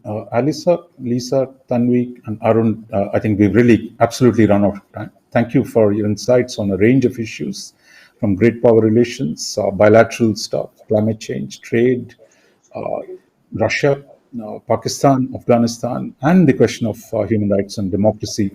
All these issues will begin to play out, I think, in different ways. But the trajectory of this relationship, if you go by the last 20 years, you could still say there is the best is yet to be. So there's much room to be optimistic about the advance of this relationship. So thank you all. Thank you for being with us and giving your insights. This panel comes to a close, and with it, this whole event that we had as part of the Financial Times, Indian Express, events on the post-COVID trajectory of India in the international system. We've had senior officials speak. We had Indian External Affairs Minister, Dr. Jaishankar, give perspectives on India's foreign policy strategy at this point. We've heard Lindsay Ford of the Pentagon speak about the possibilities on the defense front. We've also discussed the India-China relationship, because our focus in this event is on geopolitics and how the dynamic relationship between India, US, and China is changing. Now, I think here both in the Indian side and the American participants here made it clear that the advances in India-US relationship are not a function of India-China relationship. But given the Chinese weight and size, of course, China has an influence on what happens in the rest of the world. So I think while these are related, but we must also quite clearly see that there is, each of these relationships has a motor or a rhythm or a dynamic on its own. For India and China, for all the difficulties that we are going through today, we cannot escape each other. I mean, we are old states, we are neighbors. Whatever might happen in the rest of the world, we're going to have to live with each other. So therefore, the question is that can India and China overcome the present crisis and find a way of living in peaceful coexistence with each other as good neighbors? And I think the problem will be with us. Similarly, US and China, they're the world's two largest powers. Today, their capabilities far outstrip anyone else in the world, and they are going to shape the international system one way or another. So, and the costs of their conflict, while their relationship has deteriorated, the costs of any such conflict would be enormously high, and my sense is they would need to find a way of coming to an equilibrium of their own in terms of how they can live with each other. What has changed, though, that in the past it was US and Russia that shaped the world. Now it is US and China. What has changed in the last 2 decades is India's own emergence as an important actor in this international system. So therefore, India brings in a new dynamic into the complex of the great power relationship. And I think that's what we've tried to explore in this event by the Financial Times and the Indian Express, by looking into the nuances of the geopolitical landscape that we begin to see unfold between us. So I would also say that this is something that you're going to watch, and that much of the world is interested in India today in a manner that it was not. And this dynamic interaction of India with the international system is going to continue to evolve. And Indian Express and the Financial Times are committed to following that trajectory in deeper ways. This conversation that today you've seen would be available on this event website for the next 30 days. So feel free to tell your friends to see this. And the next event on banking and finance in this series will take place on September 9th. So please do join us then, because that will be equally interesting, because economics and finance have become so central. So let me thank all the audience for being with us in this exciting conversations today. And I want to thank all the participants and the team at the Financial Times and the Indian Express for organizing this. So thank you. Thank you all. Thank you very much, and have a good evening.